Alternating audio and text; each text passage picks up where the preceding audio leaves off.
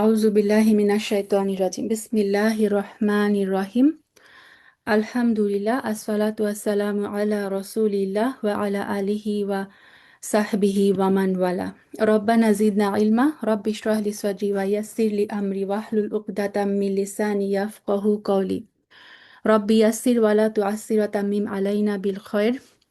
রব্বানা তাকাব্বাল মিন্না ইন্নাকা আনতাস সামিউল আলিম ওয়া তুব আলাইনা ইন্নাকা আনতাত তাওয়াবুর রহিম। রব্বিগফির ওয়ারহাম ওয়া আনতা খায়রুর রাহিমিন। রব্বিগফির লি ওয়া লিওয়ালিদাইয়া ওয়া লিল মুমিনিনা ইয়াওমা ইয়াকুমুল হিসাব।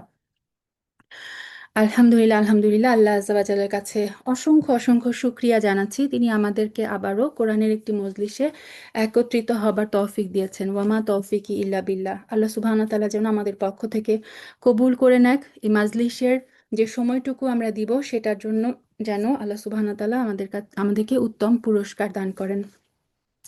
আজকে আমরা শুরু করতে যাচ্ছি 11 নম্বর পারার তর্জমা, যেটা শুরু হচ্ছে সূরা তওবার 94 নম্বর আয়াত থেকে। বিসমিল্লাহির রহমানির রহিম। যুদ্ধের পর তোমরা যখন তাদের কাছে ফিরে আসবে, তখন তারা তোমাদের কাছে ওজর পেশ করবে। তুমি তাদের বলো, আজ তোমরা কোনো রকম ওজর আপত্তি পেশ করো না, আমরা আর কখনো তোমাদের বিশ্বাস করব না। আল্লাহ তাআলা ইতিমধ্যেই তোমাদের অন্তরের সব কথা আমাদের জানিয়ে দিয়েছেন। আল্লাহ তাআলা এবং তার রসূল অবশ্যই তোমাদের কার্যকলাপ দেখবেন। অতঃপর তোমাদের সেই মহান সত্তার কাছে ফিরিয়ে নেওয়া হবে, যিনি যেমন জানেন তোমাদের গোপন করে রাখা সবকিছু, তেমনি জানেন প্রকাশ্য বিষয়সমূহ।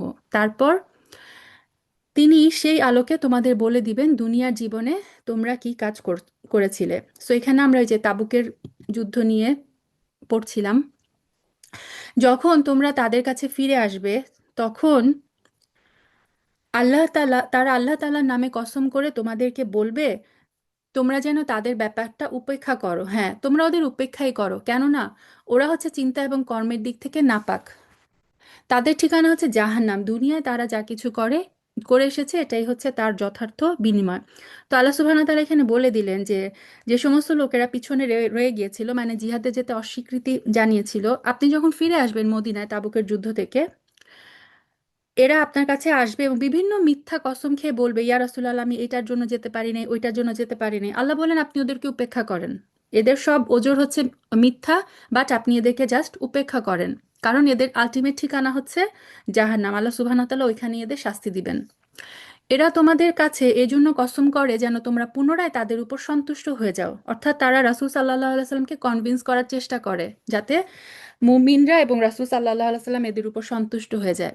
কিন্তু তোমরা যদি শতবারও তাদের উপর সন্তুষ্ট হও, আল্লাহ তাআলা কখনোই ফাসিক সম্প্রদায়ের উপর সন্তুষ্ট হবেন না। কত বড় ওয়ার্নিং! বেদুইন আরব লোকগুলো কুফর এবং মুনাফিকির ব্যাপারে অত্যন্ত কঠোর প্রকৃতির। সো আরবের যে বেদুইনরা, এদের কথা বলা হয়েছে যে এরা কুফরি এবং মুনাফিকির ব্যাপারে এই শহরের মধ্যে যারা আছে তাদের অপেক্ষাও এরা হচ্ছে আরো বেশি কঠিন। আল্লাহ তাআলা তার রাসূলের উপর দ্বীনের সীমারেখা সম্বলিত যে বিধানসমূহ নাজিল করেছেন, সেই জ্ঞান লাভ না করার ক্ষমতাই মনে হয় এদের মধ্যে প্রবল। আল্লাহ হচ্ছেন সুবিজ্ঞ, কুশলী। তা আল্লাহ সুবহানাহু ওয়া তাআলা এখানে বলছেন যে তাদের সামনে আসলে কোরআন নাই, তাদের সামনে রাসূল সাল্লাল্লাহু আলাইহি সাল্লামের, মানে তারা যেহেতু বেদুইন, তারা যেহেতু মরুভূমিতে বিভিন্ন জায়গায় মানে ট্রাভেলিং এর মধ্যে থাকে, সো রাসূল সাল্লাল্লাহু আলাইহি সাল্লামের সহবতে থাকার সৌভাগ্য তাদের মধ্যে হয় নাই। সো এই যে নম্রতা, বিনয়, তারপরে ইসলামের যে সৌন্দর্যের বিষয়গুলো, এগুলো তাদের মধ্যে প্রবেশ করে নাই। বেদুইন আরবদের মধ্যে এমন কিছু লোকও আছে যারা আল্লাহ তাআলার পথে কোনো ব্যয় করলে তাকে জরিমানা মনে করে, এবং কালের বিবর্তনে তোমাদের কাছে কোনো বিপদ মুসিবত আসুক তারা এই অপেক্ষায় থাকে। আসলে কালের মন্দচক্র তো তাদের উপর ছেয়ে আছে, বস্তুত আল্লাহ তাআলা সব কিছু শোনেন, সব কিছু জানেন। তাআলা বলছেন, এই বেদুইনদের মধ্যে কিছু লোক আছে যারা যখন জাকাত দেয় বা জিহাদের জন্য অর্থ দেয়, তখন তারা মনে মনে ভাবে এটা হচ্ছে এক ধরনের জরিমানা। সো তারা মনে মনে দোয়া করতে থাকে যে এই মুসলমানদের উপর কোনো বিপদ আসুক, মুসলমানরা পরাজিত হয়ে যাক, যাতে আমাদেরকে এই জাকাত এবং জিহাদের জন্য অর্থ এগুলো যেন দিতে না হয়। বেদুইন আরবদের মাঝে এমন কিছু লোকও আছে যারা আল্লাহ তাআলা এবং পরকালের উপর ঈমান রাখে। এরা আল্লাহর পথে যা কিছু খরচ করে তাকে আল্লাহ তাআলার নৈকট্য এবং রাসূলের দোয়া পাওয়ার একটা অবলম্বন হিসেবেই গ্রহণ করে। হ্যাঁ, আসলে তা হচ্ছে তাদের জন্য আল্লাহর নৈকট্য লাভের উপায়। অচিরেই আল্লাহ তাআলা তাদের স্বীয় রহমতে প্রবেশ করাবেন। অবশ্যই আল্লাহ তাআলা ক্ষমাশীল এবং পরম দয়ালু। তো আল্লাহ সুবহানাহু ওয়া তাআলা বললেন, এই বেদুইনদের মধ্যে কিছু লোক এমনও আছে যারা সত্যিকারের পাকা মুসলিম, এবং এরা যে জাকাত সদাকা দেয়, এরা ভাবে যে এর মাধ্যমে এরা আল্লাহ সুবহানাহু ওয়া তাআলার নৈকট্য অর্জন করবে এবং রাসূল সাল্লাল্লাহু আলাইহি সাল্লামের দোয়া পাবে। তো অনেক বর্ণনায় আসে যে মানুষ যখন দান করতো তখন রাসূল সাল্লাল্লাহু আলাইহি সাল্লাম তাদের জন্য দোয়া করতেন। এখানে সেটাই বলা হচ্ছে। মুহাজির এবং আনসারদের মাঝে যারা প্রথম দিকে ঈমান এনেছে এবং পরে যারা একান্ত নিষ্ঠার সাথে তাদের অনুসরণ করেছে, আল্লাহ তাআলা তাদের উপর সন্তুষ্ট হয়েছেন এবং তারাও তার উপর সন্তুষ্ট হয়েছেন। সো আল্লাহ তাআলা তাদের উপর সন্তুষ্ট এবং তারাও, সেই সাহাবীরাও হচ্ছে আল্লাহ তাআলার উপর সন্তুষ্ট। সুবহানাল্লাহ। তিনি তাদের জন্য এমন এক সুরম্য জান্নাত তৈরি করে রেখেছেন যার তলদেশ দিয়ে ঝর্ণাধারা প্রবাহিত, এবং সেখানে তারা চিরকাল থাকবে। সেটাই হবে সেই দিনের সর্বোত্তম সাফল্য। তো এই যে অগ্রগামী সাহাবা, এরা কারা, এটা নিয়ে স্কলারদের মধ্যে অনেক মতভেদ আছে। কেউ কেউ বলেছেন এরা হচ্ছে বদরি সাহাবীরা, বদর যুদ্ধে যারা অংশগ্রহণ করেছিল। কেউ কেউ বলেছেন এরা হচ্ছে বাইয়াতে রিদওয়ান, অর্থাৎ হুদায়বিয়ার সন্ধির আগে যে যারা মুসলিম হয়ে গিয়েছিল, এখানে সেই সমস্ত সাহাবীদের কথা বলা হচ্ছে, তাদের পুরস্কারের কথা আল্লাহ সুবহানাহু ওয়া তাআলা বলছেন। আল্লাহু আলাম। বেদুইন আরবদের যারা তোমার আশেপাশে বাস করে তাদের মধ্যে কিছু কিছু মুনাফিক আছে, আর কিছু মুনাফিক আছে মদিনাবাসীদের মধ্যে। এরা সবাই কিন্তু মুনাফিকিতে সিদ্ধহস্ত। তুমি এদের জানো না, আমি এদের জানি। অচিরেই আমি এদের অপমান এবং পরাজয় দ্বারা দুইবার শাস্তি দিব। অতঃপর ধীরে ধীরে এদের সবাইকে বড় আযাবের দিকে ফিরিয়ে দেওয়া হবে। অর্থাৎ আল্লাহ সুবহানাহু ওয়া তাআলা বললেন এখানে মানে অনেক মুনাফিক আছে। আম, বিভিন্ন হাদিসে আছে রাসূল সাল্লাল্লাহু আলাইহি সাল্লামকে আল্লাহ আযজা ওয়া জাল 14 বা 15 জন মুনাফিকের নাম জানিয়ে দিয়েছিলেন, এবং সেই নামের লিস্টটা রাসূল সাল্লাল্লাহু আলাইহি সাল্লাম হুজাইফা রাদিয়াল্লাহু তাআলা আনহুকে জানিয়ে রেখেছিলেন। কিন্তু আল্লাহ এখানে বলে দিলেন যে এর বাইরেও আরো অনেক মুনাফিক আছে যাদের তুমি চিনো না, কিন্তু যাদের আমি চিনি, এবং তাদেরকে আল্লাহ সুবহানাহু ওয়া তাআলা শাস্তি দিবেন। অর্থাৎ দুনিয়াতেও তিনি তাদেরকে মানে অপমানিত, লাঞ্ছিত করবেন, এবং আখিরাতে তো তাদের জন্য শাস্তি নির্ধারিতই আছে। আরও কিছু লোক আছে যারা অকপটে নিজেদের গুনাহসমূহের কথা স্বীকার করেছে। শয়তানের প্ররোচনায় তারা তাদের নেক কাজকে গুনাহের সাথে মিশিয়ে ফেলেছে। আশা করা যায় আল্লাহ তাআলা তাদের উপর ক্ষমা পরবশ হবেন। অবশ্যই আল্লাহ তাআলা ক্ষমাশীল, পরম দয়ালু।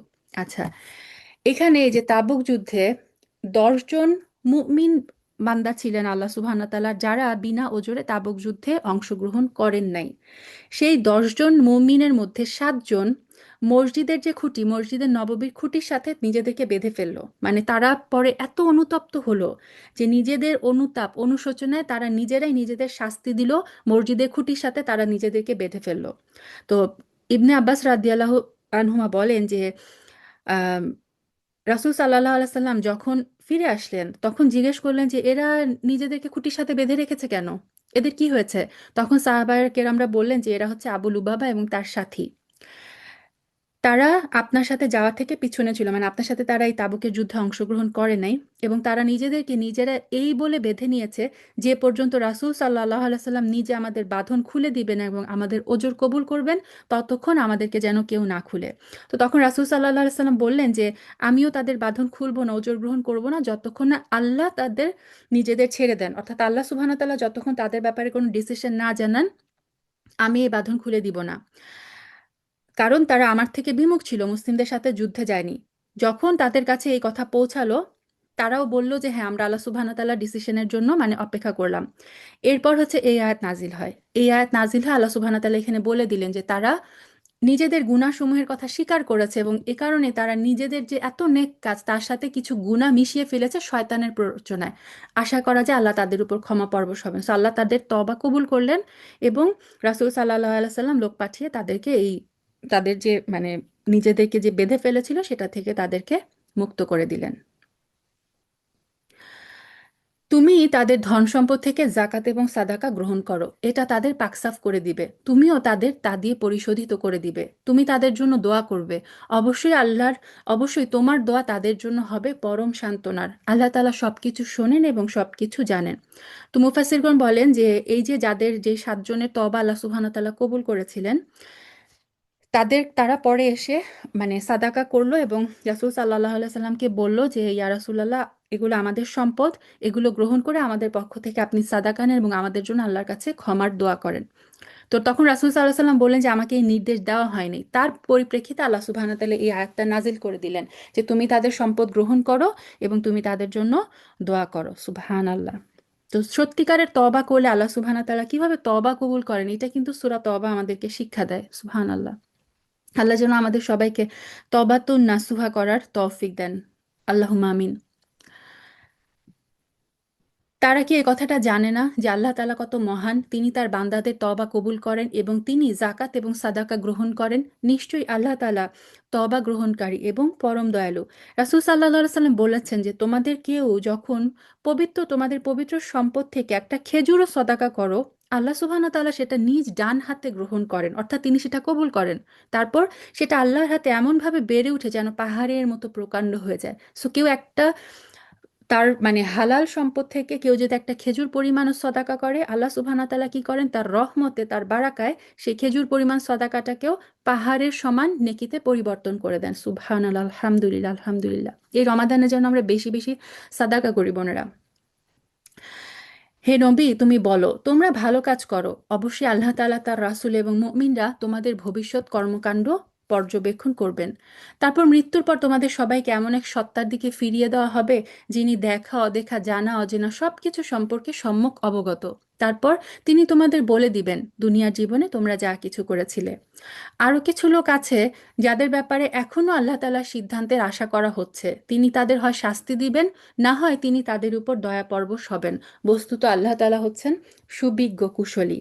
আচ্ছা, এখানে যে বলেছিলাম যে 10 জন সাহাবী ছিল যারা তাবুকের যুদ্ধে যায় নাই এবং 7 জন হচ্ছে নিজেদের যে বেঁধে নিয়েছিল, 3 জনের ব্যাপারে হুকুম বাকি ছিল। এই আয়াতটা ওই 3 জনের ব্যাপারে নাজিল হয়। তাদের কি শাস্তি দেওয়া হবে নাকি তাদের তওবা কবুল হবে, এটা আল্লাহ সুবহানাহু ওয়া তাআলা বললেন যে এই ডিসিশন আরো পরে আসবে। এটা কিছুক্ষণ পরে আমরা দেখব ওই 3 জনের ব্যাপারে আল্লাহ সুবহানাহু ওয়া তাআলা কি ডিসিশন নিয়েছিলেন। মুনাফিকদের যারা মসজিদে জেররা বানিয়েছে, মসজিদে দিরর, তাদের একমাত্র উদ্দেশ্য হচ্ছে আল্লাহ তাআলার কুফরি করা, মুসলমানদের মধ্যে অনৈক্য সৃষ্টি করা। সর্বোপরি আগে যেসব লোক আল্লাহ তাআলা এবং তার নবীর বিরুদ্ধে যুদ্ধ করেছে তাদের জন্য গোপন ঘাঁটির সরবরাহ করা। এরা অবশ্যই কসম খেয়ে বলবে আমরা সৎ উদ্দেশ্য ছাড়া অন্য কোনো উদ্দেশ্যে এটা করিনি। আল্লাহ তাআলা নিজে সাক্ষ্য দিচ্ছেন, অবশ্যই এরা মিথ্যাবাদী। তো এটার ঘটনাটা কি ছিল, মদিনায় আবু আমের নামে একটা মানে নাসারা ধর্মের একজন লোক ছিল, মানে খ্রিস্টান। তার পুত্র ছিল কিন্তু বিখ্যাত সাহাবী হানজালা রাদিয়াল্লাহু তাআলা আনহু, যার লাশকে ফেরেশতারা গোসল দিয়েছিলেন।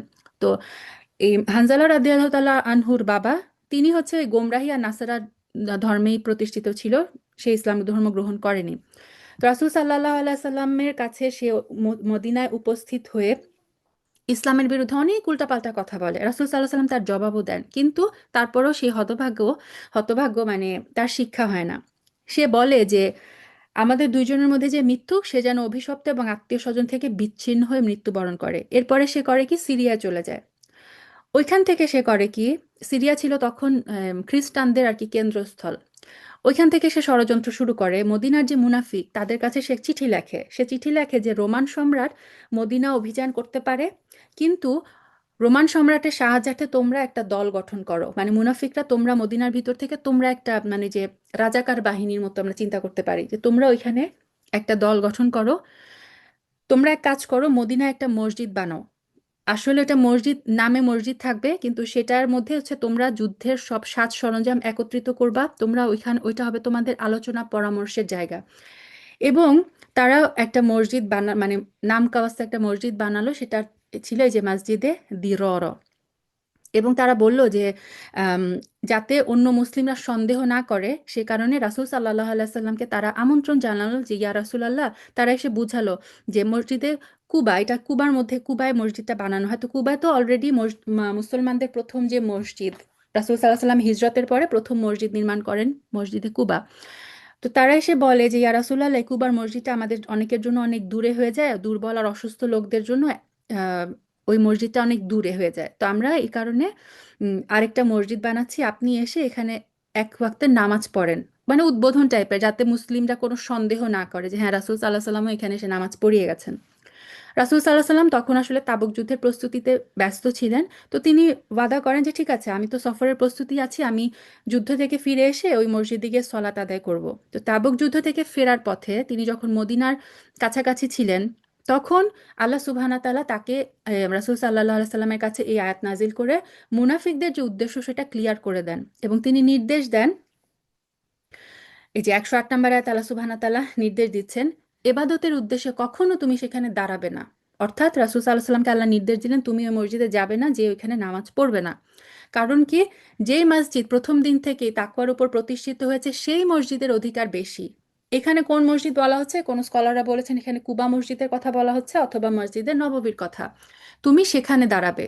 সেখানে এমন কিছু মানুষ আছে যারা ঈমান এবং আমলের ক্ষেত্রে নিজেরা সবসময় পাক পবিত্র হওয়া পছন্দ করে। আল্লাহ তাআলা তো পাক সাফ লোকদেরকেই ভালোবাসেন। সো আল্লাহ সুবহানাহু ওয়া তাআলা এখানে ক্লিয়ারলি তার রাসূলকে এই মসজিদে দিরারায় যে সলাত আদায় আহ, না করতে বললেন, এবং রাসূল সাল্লাল্লাহু আলাইহি সাল্লামের কাছে যখন আল্লাহ সুবহানাহু ওয়া তাআলা এটা মানে ক্লিয়ার করে দিলেন যে এদের এই মসজিদ বানানোর উদ্দেশ্য কি, তখন রাসূল সাল্লাল্লাহু আলাইহি সাল্লাম লোক পাঠালেন এবং সেই মসজিদটা জ্বালিয়ে দিলেন।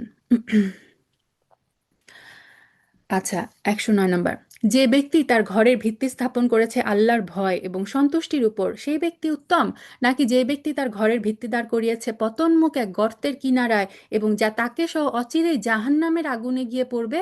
আল্লাহ তাআলা জালিম সম্প্রদায়কে হেদায়েত দেন না। সো খুব ক্লিয়ারলি আল্লাহ সুবহানাহু ওয়া তাআলা মুসলিম এবং মুনাফিকদের, তার চোখে, আল্লাহ সুবহানাহু ওয়া তাআলার চোখে তাদের অবস্থান কি সেটা আমাদেরকে জানিয়ে দিলেন। যে পর্যন্ত না ওদের অন্তরসমূহ ছিন্ন বিচ্ছিন্ন হয়ে যাবে, ততদিন পর্যন্ত ওরা যা বানিয়েছে তা সবসময় তাদের অন্তরে একটা কাঁটা হয়ে আটকে থাকবে।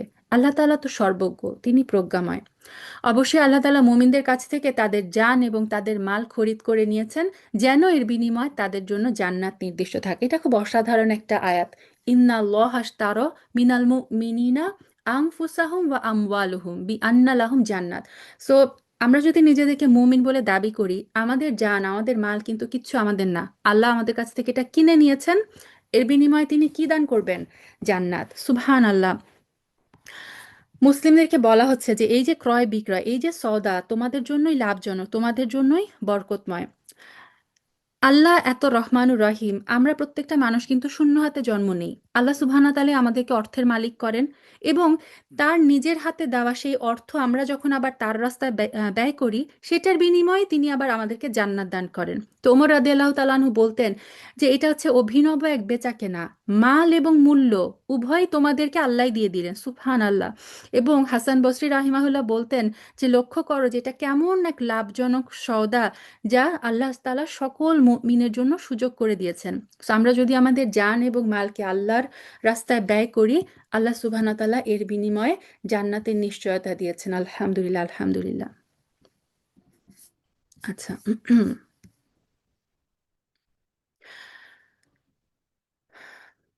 এরা আল্লাহর পথে যুদ্ধ করে, তারপর এই যুদ্ধে কখনো দুশমনদের তারা হত্যা করে, কখনো আবার দুশমনের হাতে তারা নিহত হয়। তার সাথে এই খাঁটি ওয়াদা করা হয়েছে তাওরাত, ইনজিল এবং কোরআনে। আর আল্লাহর চাইতে কে বেশি ওয়াদা পূরণ করতে পারে? কেউ না।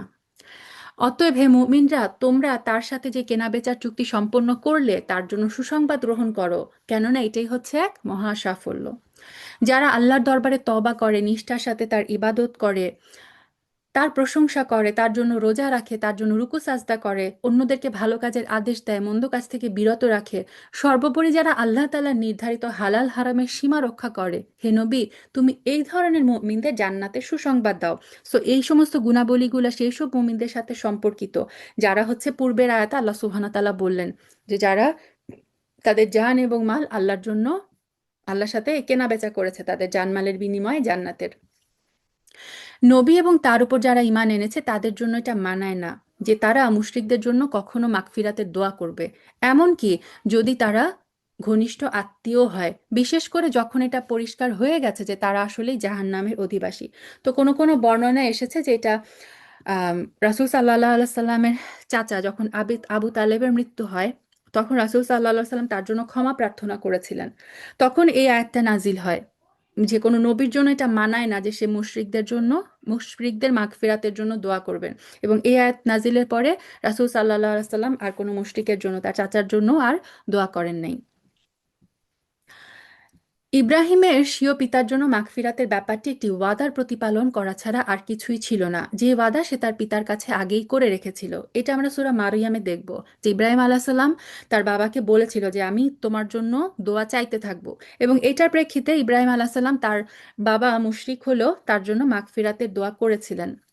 এই ব্যতিক্রমটা ছিল শুধু তার একার জন্য, কিন্তু যখন এই কথা তার সামনে পরিষ্কার হয়ে গেল সে সত্যি সত্যি আল্লাহর দুশমন, তখন সে তার পিতার সাথে সম্পর্ক ছিন্ন করে ফেলল। অবশ্যই ইব্রাহিম ছিল একজন কোমল হৃদয় এবং সহানুভূতির মানুষ। সো ইব্রাহিম আলাইসাল্লামের কাছে যখন ক্লিয়ার হয়ে গেল যে তার বাবা মুশরিক, তখন থেকে ইব্রাহিম আলাইসাল্লাম তার বাবার জন্য দোয়া করা বন্ধ করে দিয়েছিলেন। আর শুরুতে আল্লাহ সুবহানাহু ওয়া তাআলা কি বললেন যে ইব্রাহিম আলাইহিসসালাম ছিলেন অত্যন্ত কোমল হৃদয়ের, তিনি ছিলেন অত্যন্ত সহনশীল। আল্লাহ তাআলা এমন নন যে কোনো জাতিকে একবার হেদায়েত দান করার পর পুনরায় তিনি তাদের গোমরাহ করে দিবেন, যতক্ষণ না তাদের সুস্পষ্টভাবে এ কথাটা জানিয়ে দেওয়া হয় কোন জিনিস থেকে তাদের সাবধান হতে হবে। অবশ্যই আল্লাহ তাআলা সব বিষয়ের জ্ঞান রাখেন। সো আল্লাহ তাআলা ওয়ার্নিং দেওয়া ছাড়া কোনো জাতিকে কিন্তু ধ্বংস করেন না। নিঃসন্দেহে আকাশমণ্ডলী এবং পৃথিবীর সার্বভৌম ক্ষমতা একমাত্র আল্লাহ তাআলার হাতে। তিনি জীবন দেন, তিনিই মৃত্যু ঘটান। আল্লাহ তাআলা ছাড়া তোমাদের কোনো অভিভাবক নেই, নেই কোনো সাহায্যকারীও। অবশ্যই আল্লাহ তাআলা তার নবীর উপর অনুগ্রহ করেছেন, অনুগ্রহণ করেছেন মুহাজিরদের উপরও, আনসারদের উপর। মুহাজির কারা? যারা রাসূল সাল্লাল্লাহু আলাইহি সাল্লামের সাথে হিজরত করে মক্কা থেকে মদিনায় গিয়েছিল। আর আনসার সাহাবী ছিল যারা মদিনার সাহাবীরা, যারা হচ্ছে সেই অবস্থায় মানে মুহাজিরদেরকে তাদের বাড়ি ঘর সম্পদ সবকিছু দিয়ে মুহাজিরদের সাহায্য করেছিল। যারা একান্ত কঠিন সময়ে তার অনুসরণ করেছে তাদের সবার উপর, এমনকি যখন তাদের একটা ছোট্ট দলের চিন্তা একটু বাঁকা পথে ঝুঁকে পড়ার উপক্রম হয়েছিল, অতঃপর আল্লাহ তাআলা এদের সবার উপর দয়া করলেন। অবশ্যই তিনি তাদের প্রতি দয়ালু। সেই তিন ব্যক্তির উপর আল্লাহ তাআলা দয়া করলেন। এখানে এই যে এখন তিন ব্যক্তির কথা বলা হচ্ছে, আয়াতটা পড়ে নিই তারপর ব্যাখ্যা আসি। যাদের ব্যাপারে সিদ্ধান্ত মুলতবি করে রাখা হয়েছিল তাদের অবস্থা এমন এক পর্যায়ে এসে পৌঁছালো যে জমিন তার বিশালতা সত্ত্বেও তাদের উপর সংকুচিত হয়ে গেল, এমনকি তাদের নিজেদের জীবন নিজেদের কাছেই দুর্বিষহ হয়ে পড়ল। তারা এই কথা উপলব্ধি করলো আসলেই আল্লাহ তাআলা ছাড়া তাদের আর কোনো জায়গা নেই যেখানে আশ্রয় পাওয়া যাবে। তারপর আল্লাহ তাআলা তাদের উপর অনুগ্রহ করলেন যেন তারা তওবা করে পুনরায় তার কাছে ফিরে আসতে পারে। অবশ্যই আল্লাহ তাআলা ক্ষমাশীল এবং পরম দয়ালু। এই তিনজন সাহাবী ছিল কাব বিন মালিক, মুরারা বিন রাবি এবং হিলাল বিন উমাইয়া। এরা তিনজনই ছিল খুব অত্যন্ত মুখলেস খাঁটি ব্যক্তি, এবং রাসূল সাল্লাল্লাহু আলাইহি সাল্লামের সাথে সব সব ধরনের জিহাদে তারা শরিক হয়েছিলেন। শুধুমাত্র তাবুক যুদ্ধে অবহেলাবশত এই তিনজন সাহাবী শরিক হতে পারেনি। তারা যখন পরে নিজের ভুল বুঝতে পারলো, এবং মুনাফিকরা যখন রাসূল সাল্লাল্লাহু আলাইহি সাল্লাম ফিরে আসার পরে বিভিন্ন ওজর পেশ করলো, এবং মুনাফিকরা তাদেরকে এসেও বুদ্ধি দিল যে তোমরা ওজর পেশ করো, রাসূল সাল্লাল্লাহু আলাইহি সাল্লাম তো সবাইকে মাফ করে দিচ্ছেন। কিন্তু এই তিনজন সাহাবী, তারা তাদের মধ্যে উপলব্ধি হলো যে একে তো তারা মানে জিহাদে অংশগ্রহণ না করে অপরাধ করেছে, এখন যদি রাসূল সাল্লাল্লাহু আলাইহি সাল্লামের কাছে যে আবার মিথ্যার আশ্রয় নিবে, এটা তারা চিন্তা করলো যে না, পুনরায় মুনাফিকদের মতো রাসূল সাল্লাল্লাহু আলাইহি সাল্লামের কাছে যে মিথ্যা অজুহাত তারা পেশ করবে না।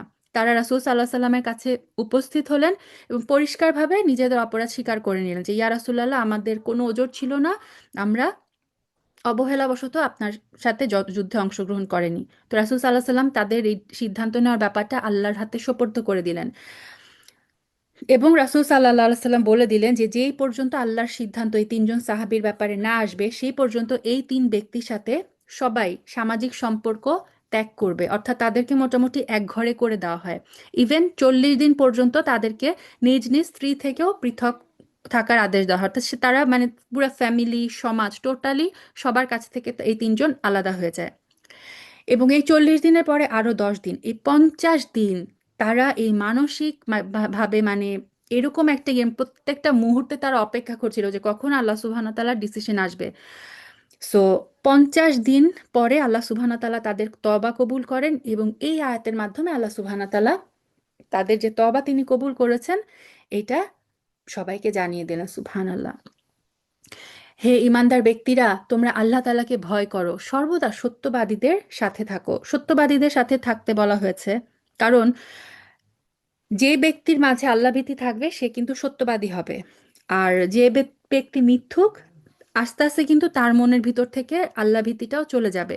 এবং আমাদেরকে বলা হচ্ছে যে সবসময় যেন আমরা ভালো সঙ্গে থাকি, কারণ ভালো সাহাবীদের সাহচর্য যদি থাকে, আমরা যদি ভালো সঙ্গের সাথে থাকি, তাহলে আমাদের জন্য কিন্তু আল্লাহ সুবহানাহু ওয়া তাআলার এই হেদায়েতের পথে চলাটা অনেক ইজি।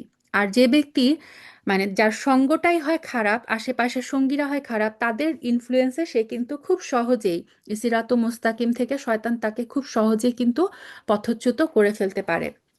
মদিনার মূল অধিবাসী এবং তাদের আশেপাশের বেদুইন আরবদের জন্য এটা সঙ্গত ছিল না যে তারা আল্লাহ রাসূলের সহগামী না হয়ে পিছনে থেকে যাবে এবং তার জীবন থেকে নিজেদের জীবনকে বেশি বেশি প্রিয় মনে করবে।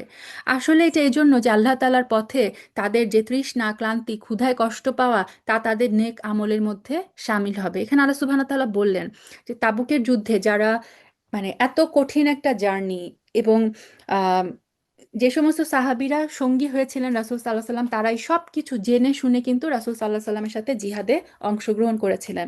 তা আল্লাহ বললেন যে তাদের যে তৃষ্ণা, তাদের যে ক্লান্তি, তাদের যে ক্ষুধা, সব কিছুর জন্য তারা কি হবে? রিওয়ার্ডেড হবে।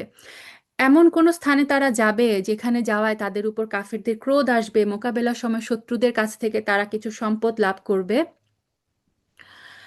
মূলত এর প্রত্যেকটা কাজের বদলে আল্লাহ তাদের জন্য নেক আমল লেখা হবে। নিশ্চয়ই আল্লাহ তাআলা নেক লোকদের কাজের প্রতিফল বিনষ্ট করেন না। সো এই যে যারা এত কষ্ট স্বীকার করে তাবুকের যুদ্ধে অংশগ্রহণ করলো, এবং এইটা ইন জেনারেল আমাদের সবার জন্য, প্রত্যেকটা মুসলিমের জন্য আল্লাহ সুবহানাহু ওয়া তাআলা কখনোই কোনো নেক আমল নষ্ট করেন না।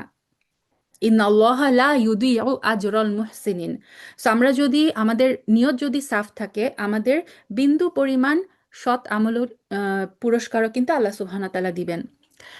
একইভাবে তারা আল্লাহর পথে যা খরচ করে তার পরিমাণ কম হোক বা বেশি হোক তাও বিনষ্ট হয় না। অর্থাৎ আমি যদি রাসূল সাল্লাল্লাহু আলাইহি ওয়াসাল্লাম বলেছেন যে তুমি নিজেকে একটা অর্ধেক খেজুর দিয়ে হলেও জাহান্নামের আগুন থেকে বাঁচাও। সো অর্ধেক একটা খেজুর আমাদের মনে হতে পারে যে অর্ধেক খেজুরে কি যাবে আসবে, কিন্তু আল্লাহ সুবহানাহু ওয়া তাআলার চোখে কিন্তু এটা অনেক। সো আল্লাহ বলে দিলেন সেটা কম হোক আর বেশি হোক সেটা কখনো বিনষ্ট হবে না। যদি তারা আল্লাহর উদ্দেশ্যে কোনো মাঠ ঘাট প্রান্তর অতিক্রম করে তাও তাদের জন্য লিপিবদ্ধ করা হবে, যাতে করে তারা দুনিয়ায় যা কিছু করে এসেছে আখিরাতে আল্লাহ তাআলা তার চাইতেও উত্তম পুরস্কার দিতে পারেন। মুমিনদের কখনো কোনো অভিযানে সবার একত্রে বের হওয়া ঠিক নয়। তারা এমন কেন করলো না যে তাদের প্রত্যেক দল থেকে কিছু কিছু লোক বের হতো, যাতে করে দিন সম্পর্কে জ্ঞান অনুশীলন করত। অতঃপর যখন তারা অভিযান শেষে নিজ জাতির কাছে ফিরে আসতো তখন তারা তাদের জাতিকে তারা আযাবের ভয় দেখাতো। আশা করা যায় এতে তারা সতর্ক হয়ে চলবে। সো প্রথম দিকে নির্দেশটা এরকম ছিল যে জিহাদের নির্দেশ যখন আসবে সবাইকে মানে বের হয়ে যেতে হবে। তো এই আয়াতে আল্লাহ সুবহানাহু ওয়া তাআলা বললেন যে না, সবাইকে একসাথে জিহাদের জন্য বের হতে হবে না, একটা দলকে থাকতে হবে ইলম অনুসন্ধানের জন্য, জ্ঞান অর্জনের জন্য। তো তাফসিররা তাফসিরবিদরা বলেন যে এই আয়াতটা হচ্ছে আমাদের যে দ্বীনি ইলম অর্জন করাটা কত গুরুত্বপূর্ণ সেটার একটা প্রমাণ।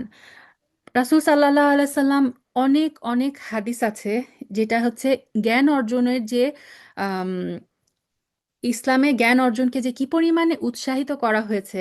রাসূল সাল্লাল্লাহু আলাইহি সাল্লাম বলেছেন যে এই ব্যক্তি কোনো ইলম হাসিলের উদ্দেশ্যে কোনো পথ দিয়ে চলে, আল্লাহ তাআলা তার এই জ্ঞানের পথে চলার সওয়াব হিসেবে তাকে তার রাস্তাটাকে জান্নাতমুখী করে দিবেন। এবং আল্লাহ তাআলা আল্লাহর যে ফেরেশতারা তারাই দিনের জ্ঞান আহরণকারীর জন্য নিজের পালক বিছিয়ে রাখেন। সুবহান আল্লাহ। এবং বলে যে আলেমদের জন্য আসমান জমিনের সমস্ত সৃষ্টি এবং পানির মাছ পর্যন্ত দোয়া করতে থাকে, তাদের জন্য মাগফিরাত কামনা করতে থাকে। আল্লাহ বলেছেন যে অধিকারের নফল ইবাদতকারী লোকের উপর একজন আলেম, মানে এমন লোকেরা যারা নফল ইবাদত করে তাদের উপর একজন আলেম যে দিনই জ্ঞান অর্জন করে, তার আহ, তার সম্মানটা কি? সমস্ত তারকারাজির মধ্যে পূর্ণিমার চাঁদ যেরকম, তো তারকা তো অনেক আছে আকাশে, পূর্ণিমার চাঁদটা কি, সেটা হচ্ছে সবচেয়ে বেশি স্পেশাল। তো সব নফল ইবাদতকারীর মধ্যে একজন আলেমে দিনের মর্যাদাটা হচ্ছে সেরকম। তা আল্লাহ সুবহানাহু ওয়া তাআলার মানে এই আদেশ পালন করে আমরাও যেন আমৃত্যু দিনের জ্ঞান অর্জনের পথে যেন আমরা নিজেদের জীবনটাকে ব্যয় করতে পারি, দিনের জ্ঞান অর্জন করতে করতে যেন আমরা আল্লাহ সুবহানাহু ওয়া তাআলার কাছে চলে যেতে পারি। হে ইমানদার লোকেরা, কাফেরদের মধ্যে যারা তোমাদের সীমান্তের কাছাকাছি রয়েছে তাদের বিরুদ্ধে যুদ্ধ করো, এমনভাবে করো যেন তারা তোমাদের মধ্যে কঠোরতা দেখতে পায়। জেনে রেখো, আল্লাহ তাআলা অবশ্যই মুত্তাকিদের সাথে রয়েছেন। যখন কোনো নতুন সূরা নাজিল হয়, তখন এদের কিছু লোক বিদ্রূপের ভাষায় জিজ্ঞেস করে, এই সূরা তোমাদের কার কার ঈমান বৃদ্ধি করলো? তোমরা বলো, হ্যাঁ, যারা সত্যি আল্লাহর উপর ঈমান এনেছে, এই সূরা অবশ্যই তাদের ঈমান বৃদ্ধি করেছে, তারা আনন্দিত হয়েছে। তো এটা কিন্তু আমাদের জন্য একটা লিটমাস টেস্ট, যে আমরা, আল্লাহ সুবহানাহু ওয়া তাআলা বললেন যে যারা সত্যি সত্যি আল্লাহর উপর ঈমান আনে, তো আমরা যদি প্রকৃতপক্ষে ঈমানদার হই, কোরআন তেলাওয়াতের মাধ্যমে কিন্তু আমাদের ঈমান বাড়তে হবে। আমরা আম, তেলাওয়াতের আগে নিয়ত করে নিব যে আল্লাহ সুবহানাহু ওয়া তাআলা এই তেলাওয়াতের মাধ্যমে আপনি আমাদের ঈমানকে আরো বাড়িয়ে দিন। আর যাদের অন্তরে ব্যাধি রয়েছে, এই সূরা তাদের আগের নাপাকির সাথে আরো কিছু নাপাকি যুক্ত করে দিয়েছে। তারা এই কাফের অবস্থায় মারা যাবে। তারা কি দেখতে পায় না প্রতি বছর তাদের কিভাবে বিভিন্ন পরীক্ষায় ফেলে একবার কিংবা দুবার বিপর্যস্ত করা হচ্ছে? তারপরও তারা তবা করে না, এ থেকে কোনো শিক্ষাও গ্রহণ করে না। অর্থাৎ এখানে মুনাফিকদের সতর্ক করা হচ্ছে যে তোমরা যে কপটতা করছো, তোমরা যে তা বারবার আল্লাহর সাথে কৃত ওয়াদা ভঙ্গ করছো, এটার ফলে তো প্রতি বছরই বিভিন্নভাবে তোমাদের পরীক্ষা করা হচ্ছে, কখনো দুর্ভিক্ষ, কখনো ক্ষুধা, কখনো রোগ শোক। তারপরেও কি তোমাদের বোধোদয় হবে না, কোনো শিক্ষা গ্রহণ করবে না? যখনই কোনো নতুন সূরা নাজিল হয়, তখন তারা পরস্পর চোখ চাওয়াচাওয়ি করে ইশারায় একে অপরকে জিজ্ঞাসা করে। এটা মুনাফিকরা। মুনাফিকদের মানে তাদের রিলেটেড কোনো সূরা যখন নাজিল হয়, তখন তারা একে অপরের দিকে চোখ ইশারা দেয়। কি বলে, কেউ কি তোমাদের দেখতে পাচ্ছে? মানে তারা ইশারা দেয় যে কোনো মুসলিম আবার আমাদেরকে দেখে ফেললো কিনা। কারণ তারা তো জানে যে এই সূরায় যে মুনাফিকের কথা বলা হচ্ছে এটা তাদের নিয়ে বলা হচ্ছে।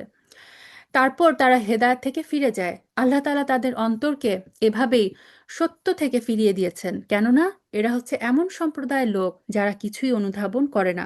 সো আল্লাহর আয়াত নিয়ে যেহেতু তারা চিন্তা ভাবনা করে না, রিফ্লেকশন যেহেতু তাদের মধ্যে নাই, আল্লাহ সুবহানাহু ওয়া তাআলা তাদের অন্তরগুলোকে কল্যাণ এবং হেদায়েত থেকে বিমুখ করে দিয়েছেন। হে মানুষ, তোমাদের কাছে তোমাদের মধ্য থেকেই একজন রাসূল এসেছে। তোমাদের কোনো রকম কষ্ট ভোগ তার উপরে দুঃসহ। সে তোমাদের একান্তই কল্যাণকামী। ঈমানদারদের প্রতি সে হচ্ছে স্নেহপরায়ণ, সে হচ্ছে পরম দয়ালু। এরা যদি এমন কল্যাণকামী একজন রাসূলের কাছ থেকে মুখ ফিরিয়ে নেয়, তাহলে তুমি তাদের বলে দাও, আল্লাহ তাআলাই আমার জন্য যথেষ্ট। তিনি ছাড়া কোনো মাবুদ নাই। সমস্যার সংকটে আমি তার উপরই ভরসা করি। তিনি হচ্ছেন মহান আরশের একচ্ছত্র অধিপতি। সূরা তবার এই লাস্ট আয়াতটা কিন্তু আমরা যে সকাল সন্ধ্যায় ৭ বার পড়ি, তাই না? হাসবি আল্লাহ লা ইলাহা ইল্লাহু আলাইহি তাওয়াক্কালতু ওয়া হুয়া রব্বুল আরশিল আজিম। আলহামদুলিল্লাহ, আলহামদুলিল্লাহ। সূরা তওবা শেষ হলো। এখন শুরু হচ্ছে সূরা ইউনুস। আচ্ছা, এই সূরাটাও শুরু হচ্ছে হুরুফুল মুকাত্তাআ দিয়ে, এবং সূরা ইউনুসের আয়াত সংখ্যা হচ্ছে ১০৯ এবং এটা মাক্কি সূরা। কোন স্কলার বলেছেন যে এই সূরার মাত্র ৩টা আয়াত হচ্ছে মাদানী, বাকি পুরা সূরাটাই মক্কায় নাজিল হয়েছে।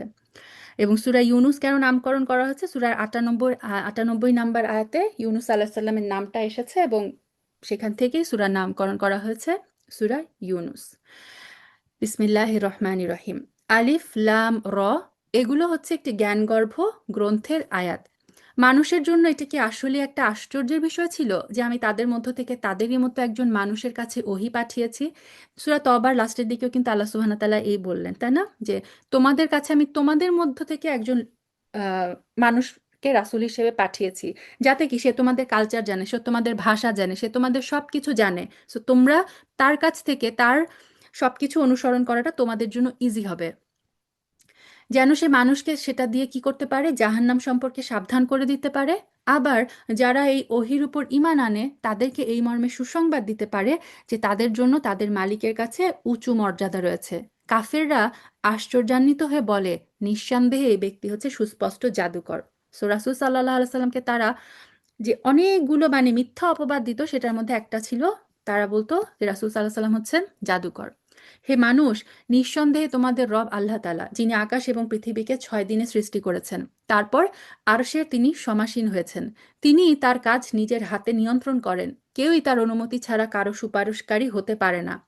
এটা হচ্ছে তোমাদের মালিক আল্লাহ তাআলা, অতএব তোমরা তারই ইবাদত করো। তোমরা কি এটা অনুধাবন করবে না? মৃত্যুর পর তোমাদের সবার ফিরে যাবার জায়গা হবে একমাত্র তার কাছে। আল্লাহ তাআলার সকল প্রতিশ্রুতি সত্য। অবশ্যই তিনি এই সৃষ্টির অস্তিত্ব দান করেন, অর্থাৎ তিনি একদম মানে আল্লাহ সুবহানাহু ওয়া তাআলা জিরো থেকে সবকিছু সৃষ্টি করতে পারেন। আমরা মানুষরা পৃথিবীতে যত ইনভেনশন, যত আমাদের আম, আবিষ্কার করি, সবকিছু কিন্তু আল্লাহর দেওয়া জিনিস থেকেই আমরা একটা থেকে ইউজ করে আরেকটা, মানে একটা ব্যবহার করে আরেকটা জিনিস বের করি। আল্লাহ সুবহানাহু ওয়া তাআলাই হচ্ছেন, তিনি হচ্ছেন বাদিউস সামাওয়াতি ওয়াল আরদ। তিনি বাদিয়া মানে হচ্ছে যিনি জিরো থেকে সবকিছু তিনি সৃষ্টি করেছেন। এই সৃষ্টির কোনো অস্তিত্ব ছিল না, তিনি এই সৃষ্টিকে অস্তিত্ব দান করেছেন। কেয়ামতের দিন তিনিই আবার তার জীবনের পুনরাবৃত্তি ঘটাবেন, যাতে করে যারা তার উপর ঈমান আনে এবং ভালো কাজ করে, ইনসাফের সাথে তিনি তাদের কাজের বিনিময় দান করতে পারেন। যারা আল্লাহকে অস্বীকার করে, তাদের জন্য উত্তপ্ত পানীয় এবং কঠিন শাস্তি রয়েছে, কেননা তারা পরকালের এই শাস্তি অস্বীকার করেছিল। মহান আল্লাহ তাআলা, যিনি সূর্যকে তেজোদ্দীপ্ত বানিয়েছেন, চাঁদকে বানিয়েছেন জ্যোতির্ময়, তারপর তিনি তার কিছু মঞ্জিল নির্দিষ্ট করে দিয়েছেন, অর্থাৎ চাঁদের একটা নির্দিষ্ট কক্ষপথ আছে, সূর্যের একটা নির্দিষ্ট কক্ষপথ আছে, এবং কেউ কিন্তু কারো কক্ষপথে মানে কেউ তার নির্দিষ্ট, সূরা ইয়াসিন এটা খুব সুন্দরভাবে বলা আছে যে চাঁদ কখনো সূর্যের কক্ষপথ অতিক্রম করবে না, সূর্য আবার চাঁদের কক্ষপথ অতিক্রম করবে না। সো আল্লাহ কেন এগুলো বানিয়েছেন? যাতে করে এই নিয়ম দ্বারা তোমরা বছরের গণনা এবং দিন তারিখের হিসাবটা জানতে পারো। সেই যে আরবি সবকিছু কিন্তু চাঁদের পজিশন দেখে, চাঁদ দেখে আমরা মাস শুরু করি, চাঁদ দেখে আমরা রোজা রাখি, চাঁদ দেখে আমরা ঈদ পালন করি। তা আল্লাহ বলেন এই চাঁদ সূর্য কেন বানিয়েছেন তিনি?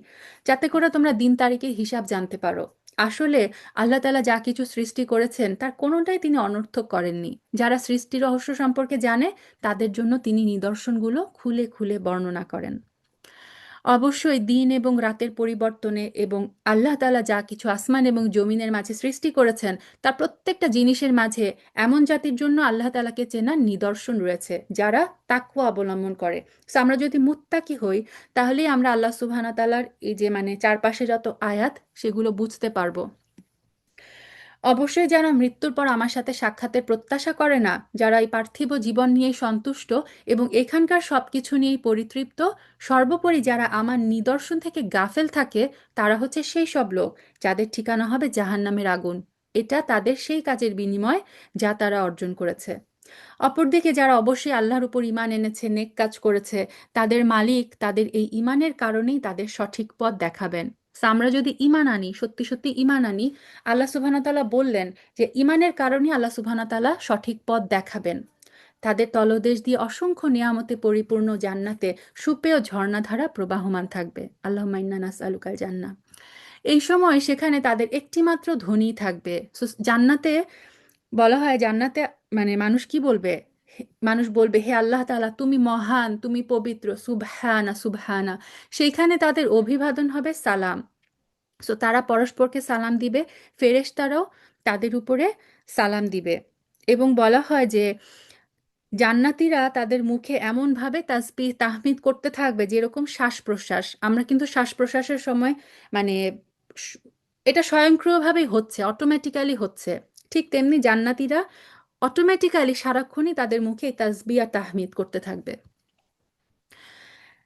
তাদের শেষ ডাক হবে আলহামদুলিল্লাহ। যাবতীয় তারিফ সৃষ্টিকুলের মালিক আল্লাহ তাআলার জন্য। আল্লাহ তাআলা যদি মানুষের জন্য তাদের অকল্যাণকে ত্বরান্বিত করতেন, যেভাবে মানুষ নিজেদের কল্যাণ ত্বরান্বিত করতে চায়, তাহলে তাদের অবকাশ দেওয়ার সুযোগ কবেই শেষ করে দেওয়া হতো, কিন্তু আল্লাহ তাআলা তাদের ঢিল দিয়ে রেখেছেন। তারপর যারা আমার সাথে সাক্ষাতের আশা করে না, আমি তাদের নাফরমানির মাঝে ছেড়ে দেই, তারা উদ্ভ্রান্তের মতো ঘুরে বেড়ায়। সো আল্লাহ এখানে বলছেন যে মানুষ তো উত্তম বস্তুর তাড়াতাড়ি চায় না, যে আমার দিকে এই ভালো জিনিসটা আসুক। কিন্তু এই কাফেররা, আমরা অনেক নবীদের বর্ণনা দেখেছি যে তারা বলতো নবীদেরকে, আচ্ছা যদি আযাব সত্য হয়, যদি তুমি সত্য হও, তাহলে আল্লাহর পক্ষ থেকে আযাব নিয়ে আসো। তা আল্লাহ এটাই বললেন যে অকল্যাণকে কেন তারা ত্বরান্বিত করতে চাচ্ছে? আমি তাদেরকে এই যে অল্প কিছু অবকাশ দিয়েছি, এটা জাস্ট আমি তাদের ঢিল দিয়ে রেখেছি। ফাইনালি যখন আমার সাথে তাদের সাক্ষাৎ হবে কেয়ামতের দিনে, তখন আমি তাদেরকে কঠিন শাস্তিটা দিব। মানুষকে যখন কোনো দুঃখ দৈন্য স্পর্শ করে, তখন সে শুয়ে বসে দাঁড়িয়ে সর্বাবস্থায় আমাকে ডাকে। এটা আমাদের মানে মনে হচ্ছে যে আমাদের কাহিনী আল্লাহ সুবহানাহু ওয়া তাআলা মানে আমাদের কথাই বলছে কোরআনে। দেখেন, আমাদের উপর যখন কোনো বিপদ আসে, তখন আমরা কি করি? সর্বাবস্থায় পাগলের মতো আল্লাহকে ডাকতে থাকি। আল্লাহ এটাই বললেন। আর তারপর আমি যখন তার দুঃখ কষ্ট তার কাছ থেকে সরিয়ে নিয়ে যাই, তখন সে এমনই বেপরোয়া হয়ে চলতে শুরু করে যে তাকে যে একসময় দুঃখ কষ্ট স্পর্শ করেছিল, তা দূর করার জন্য মনে হয় আমাকে সে কখনো ডাকেইনি।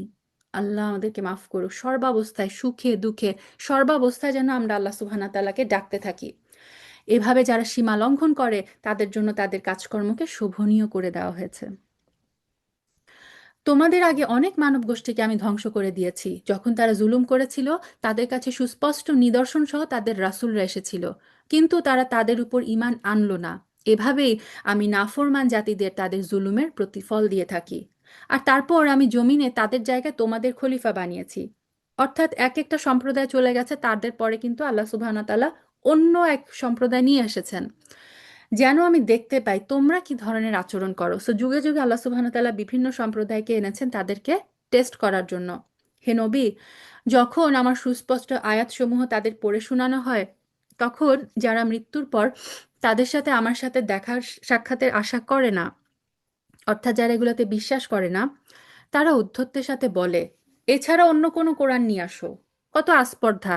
তারা বলতো যে এই কোরআন না, অন্য আরেকটা কোরআন নিয়ে আসো, কিংবা একে বদলে দাও।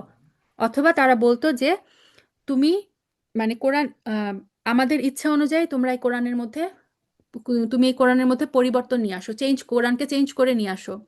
তুমি এদের বলো, আমার নিজের এমন কোনো ক্ষমতা নেই যে আমি একে বদলে দিব। আমি তো তাই অনুসরণ করি যে আমার উপর ওহী আসে। অর্থাৎ রাসূল সাল্লাল্লাহু আলাইহি সাল্লামকে আল্লাহ সুবহানাহু ওয়া তাআলা বলছেন যে তুমি বলো, এই কোরআনকে রদবদল করার কোনো ক্ষমতা আমার নাই। আমি শুধু তোমাদেরকে সেটাই পড়ে শোনাই যেটা আল্লাহ আমার উপর ওহী করেন। আমি যদি আমার মালিকের কোনো রকম নাফরমানি করি, তাহলে আমি একটা মহা দিবসের কঠিন শাস্তির ভয় করি। তুমি বলো, আল্লাহ তাআলা না চাইলে আমি তোমাদের উপর এই কোরআন পাঠই করতাম না। আমি এই গ্রন্থ সম্পর্কেও তোমাদের কোনো কিছু জানাতাম না। আমি তো এর আগে তোমাদের মাঝে অনেক বয়স কাটিয়েছি, কিন্তু এমন কোনো কথা কি আমি তোমাদের বলিনি? তোমরা কি বুঝতে পারছো না? তো এখানে আল্লাহ সুবহানাহু ওয়া তাআলা বললেন রাসূল সাল্লাল্লাহু আলাইহি সাল্লামকে যে তুমি তাদেরকে বলো যে নবুয়তের দাবির আগ পর্যন্ত 40 বছর তো আমি তোমাদের মাঝে ছিলাম। তখন কি আমি তোমাদের কাছে এরকম কিছু বলেছি? তখন কি তোমরা দেখেছো যে আমি কারো কাছে যে কিছু শিখে পড়ে এসেছি? আমাদের নবী উম্মি নবী ছিলেন, তিনি লিখতে পড়তে জানতেন না। তো আল্লাহ রাসূলকে বলছেন যে তুমি যে বলো যে তখন তো তোমরা আমার আমানতদারি, আমার সত্যবাদিতা সবকিছু তোমরা স্বীকার করে নিয়েছিলে। তাহলে তোমরা এখন কিভাবে বলো যে আমি আল্লাহর উপর মিথ্যারোপ করব? সুবহানাল্লাহ! তোমরা কি বুঝতে পারো না? তারপর বলো, তার চাইতে বড় জালেম আর কে, যে আল্লাহ তাআলার উপর মিথ্যারোপ করে কিংবা তার আয়াতকে অস্বীকার করে? এই ধরনের নাফরমান লোকেরা কখনোই সফলকাম হবে না। এরা আল্লাহকে বাদ দিয়ে এমন কিছুর উপাসনা করে যা তাদের কোনো রকম ক্ষতি করতে পারে না, আবার কোনো রকম উপকারও করতে পারে না। তারা বলে এগুলো হচ্ছে আল্লাহর কাছে আমাদের সুপারিশকারী। তুমি মুশরিকদের বলো, তোমরা কি আল্লাহ তাআলাকে এমন কিছুর খবর দিতে চাও যা তিনি আসমান সমূহের মাঝে অবহিত নন এবং জমিনের মাঝেও নন? তিনি পাক পবিত্র মহান। তারা তার সাথে যে শিরক করতে চায়, তিনি তার চাইতে অনেক পবিত্র। সো আল্লাহ বলে দিলেন, এই যে মানুষ ভাবে যে যে মাজারের পূজা কেন করে, পীর দরবেশের মুরিদ কেন হয়, তারা ভাবে যে তারা হচ্ছে আল্লাহর পক্ষে, মানে তাদের পক্ষ থেকে আল্লাহ সুবহানাহু ওয়া তাআলার কাছে কিছু চাইবে। তা আল্লাহ বললেন যে তোমার মনে কি হচ্ছে সেটা তো বান্দা আমি জানি। আল্লাহ সুবহানাহু ওয়া তাআলা সব কিছুর খবর জানে। তোমার কেন অন্য কোনো মাধ্যম ধরতে হবে আমার কাছে পৌঁছানো পর্যন্ত? মানুষরা ছিল এক জাতি, তারপর তারা নিজেদের মাঝে মতবিরোধ সৃষ্টি করেছে। তোমার মালিকের পক্ষ থেকে তাদের মৃত্যু পরবর্তী শাস্তির ঘোষণা না থাকলে কবেই সে বিষয়ের ফয়সালা হয়ে যেত। সেই বিষয় নিয়ে তারা মতবিরোধ করে।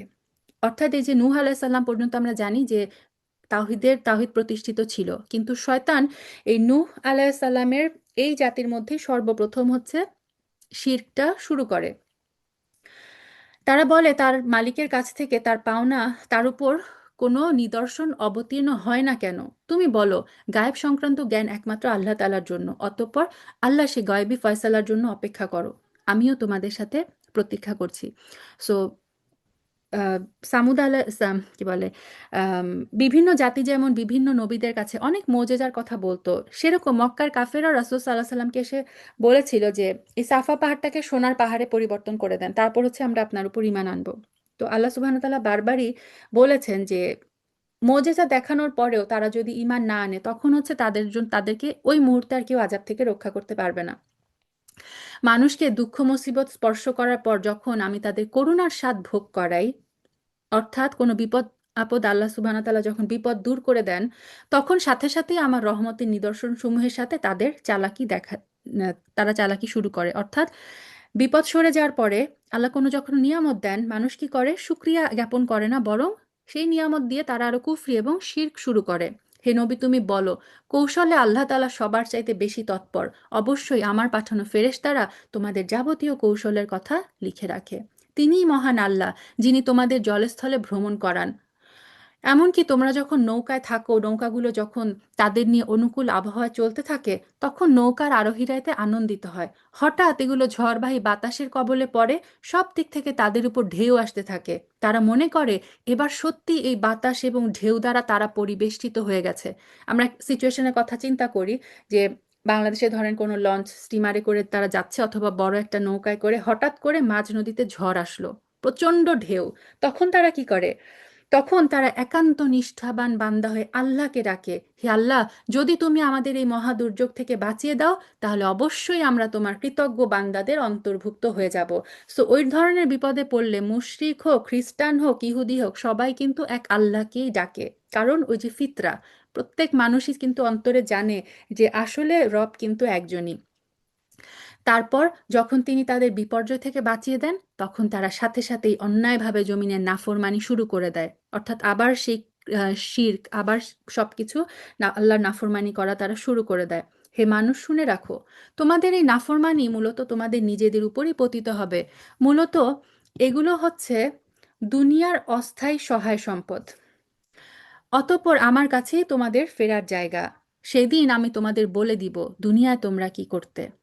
এই পার্থিব জীবনের উদাহরণ হচ্ছে, যেমন আমি আকাশ থেকে পানি বর্ষণ করলাম, তা দ্বারা অতঃপর জমিনের গাছপালা ঘন সন্নিবেশিত হয়ে উদ্গত হলো, যা থেকে মানুষ এবং জন্তু জানোয়াররা তাদের আহার সংগ্রহ করলো।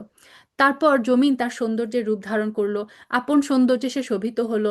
তখন তার মালিক মনে করলো তারা বুঝি এই ফসল ভোগ করার উপর এখন সম্পূর্ণ ক্ষমতাবান, অর্থাৎ ফসল পেকে একদম রেডি। এই সময় হঠাৎ করে রাতে কিংবা দিনে আমার আযাবের ফয়সালা তাদের উপর আপতিত হলো। তারপর আমি তাদের এমনভাবে নির্মূল করে দিলাম যেন গতকাল পর্যন্ত এখানে তার কোনো অস্তিত্বই ছিল না। এইভাবে আমি আমার আয়াতসমূহ সেই সব জাতির জন্য খুলে খুলে বর্ণনা করি যারা চিন্তা ভাবনা করে। অর্থাৎ মানুষের লাইফটা এরকম যে একটা ফসল কেটে ধরেন এক জায়গায় স্তূপ করে রাখা হলো, মানে মানুষের লাইফটা হচ্ছে গাছের সাথে তুলনা করা যায়। আমরা ছিলাম একসময় মৃত, তারপরে গাছ যেমন সবুজ সুশলা হয়, ঠিক সেরকম মানুষ যখন যৌবনে মানে আপতিত হয়, আবার যৌবনে পদার্পণ করে, তারপর হচ্ছে কি হয়, গাছগুলো এক টাইমে মরে যায়, তাই না? সব আবার ধূসর রং হয়ে যায়, সব কিছু হয়ে যায়। আমরাও কিন্তু, আমাদের লাইফটাও ঠিক তেমনি ক্ষণস্থায়ী। ওই যৌবনের পরে আমরা আবার কি করি? বার্ধক্যের দিকে এগোতে থাকি, আবার সেই এই মৃত গাছের মতো আমাদের অবস্থা হতে থাকে, একসময় আবার আমরা মরে যাই। তা আল্লাহ সুবহানাহু ওয়া তাআলা এই যে আমাদের কাছে এত সব আয়াত, চারপাশে আমরা যা দেখি সেগুলো দিয়ে তিনি আমাদের বারবার উদাহরণ দেন। তিনি বলেন যে আমি বারবার এই খুলে খুলে আমার কথাগুলো বলছি যেন তোমরা চিন্তা ভাবনা করো। হে মানুষ, আল্লাহ তাআলা তোমাদের শান্তির নিবাসের দিকে ডাকছেন। আল্লাহ আমাদের কোথায় ডাকেন? ইলা দারিস সালাম। আল্লাহ ডাকেন শান্তির দিকে। তিনি যাকে ইচ্ছা করেন তাকে সহজ সরল পথে পরিচালিত করেন। যারা ভালো কাজ করেছে, কল্যাণ তো থাকবে তাদের জন্য, থাকবে আরো বেশি। সুবহানাল্লাহ। তো বলা হয় যে মানুষ যখন জান্নাতে প্রবেশ করবে, তাদেরকে জিজ্ঞেস করা হবে যে তোমরা কি আরো কিছু চাও? তারা বলবে, ইয়া আল্লাহ, তুমি তো আমাদের আমার গুনাহ মাফ করে দিয়েছো, জান্নাতে প্রবেশ করেছো, আর কি চাবো আল্লাহ? আমাদের আর কোনো চাওয়া পাওয়া নাই। তখন আল্লাহ সুবহানাহু ওয়া তাআলা তাদেরকে, জান্নাতীদেরকে তার দিদার লাভের সম্মান দিবে। আল্লাহ হুম্মা জাল্লা মিনহু, আল্লাহ যেন আমাদের সবাইকে সেই গ্রুপের অন্তর্ভুক্ত করেন যারা জান্নাতে আল্লাহ সুবহানাহু ওয়া তাআলার দিদার দেখতে পাবে, আল্লাহকে দেখতে পাবে। এটাই অনেক স্কলাররা বলেন এই যে এটাই হচ্ছে আরো বেশি। যা করেছো সেটার জন্য জান্নাত তো থাকবেই, সবচেয়ে বড় পুরস্কার হবে আল্লাহ সুবহানাহু ওয়া তাআলাকে দেখা। সেই দিন তাদের চেহারা কোনো কালিমা হীনতা দ্বারা আচ্ছন্ন থাকবে না, তারা হবে জান্নাতের অধিবাসী, তারা সেখানেই থাকবে চিরদিন। আল্লাহুম্মা ইন্না নাসআলুকা জান্নাহ। অপরদিকে যারা মন্দ কাজ করেছে তাদের মন্দের প্রতিফল মন্দের মতোই হবে। অপমান তাদের আচ্ছন্ন করে ফেলবে, সেদিন আল্লাহর আযাব থেকে তাদের রক্ষাকারী কেউ থাকবে না। তাদের চেহারা এমন কালো হবে যেন রাতের অন্ধকার ছিঁড়ে তার একটি টুকরো তাদের মুখের উপর ছেয়ে দেওয়া হয়েছে। এরাই হবে জাহান্নামের অধিবাসী, সেখানেই তারা চিরকাল থাকবে। আল্লাহুম্মা আজিরনা মিনান নার। স্মরণ করো, যেদিন আমি তোমাদের সবাইকে আমার সামনে একত্রিত করব, তারপর যারা আমার সাথে শরিক করেছে তাদের আমি বলবো, তোমরা এবং যাদের তোমরা শরিক করেছো স্ব স্ব স্থানে অবস্থান করো। এরপর আমি তাদের পরস্পরকে আলাদা করে দিব। যাদের তারা শরিক করেছিল তারা বলবে, না, তোমরা কখনোই আমার উপাসনা করতে না। সো এই যে মানুষ মাজার পূজারি করে, এই যে যার পূজা করছে, সে সেদিন কিয়ামতের দিন বলবে যে আমি তো মরে গিয়েছিলাম, আমি মরে যাওয়ার পরে তোমরা কি করেছো সেটা আমি জানি না, এটার কোনো দায়ভার আমার উপর নাই। আজ আল্লাহ তাআলা আমাদের এবং তোমাদের মাঝে সাক্ষ্য প্রদানকারী হিসেবে যথেষ্ট। আমরা তোমাদের উপাসনার ব্যাপারে আসলেই গাফেল ছিলাম, অর্থাৎ আমরা ছিলাম মৃত। তোমরা আমাদের উপাসনা কি করেছো না করেছো সেটার ব্যাপারে আমরা গাফেল ছিলাম। আল্লাহ বলবেন, এভাবেই সেদিন প্রত্যেক ব্যক্তি যা সে করে এসেছে পুরোপুরি জানতে পারবে। সবাইকে তাদের আসল মালিক আল্লাহর কাছে ফিরিয়ে নেওয়া হবে। আল্লাহ সম্পর্কে তারা যেসব মিথ্যা অলীক কথাবার্তা উদ্ভাবন করত, নিমিষেই তা তাদের কাছ থেকে হারিয়ে যাবে।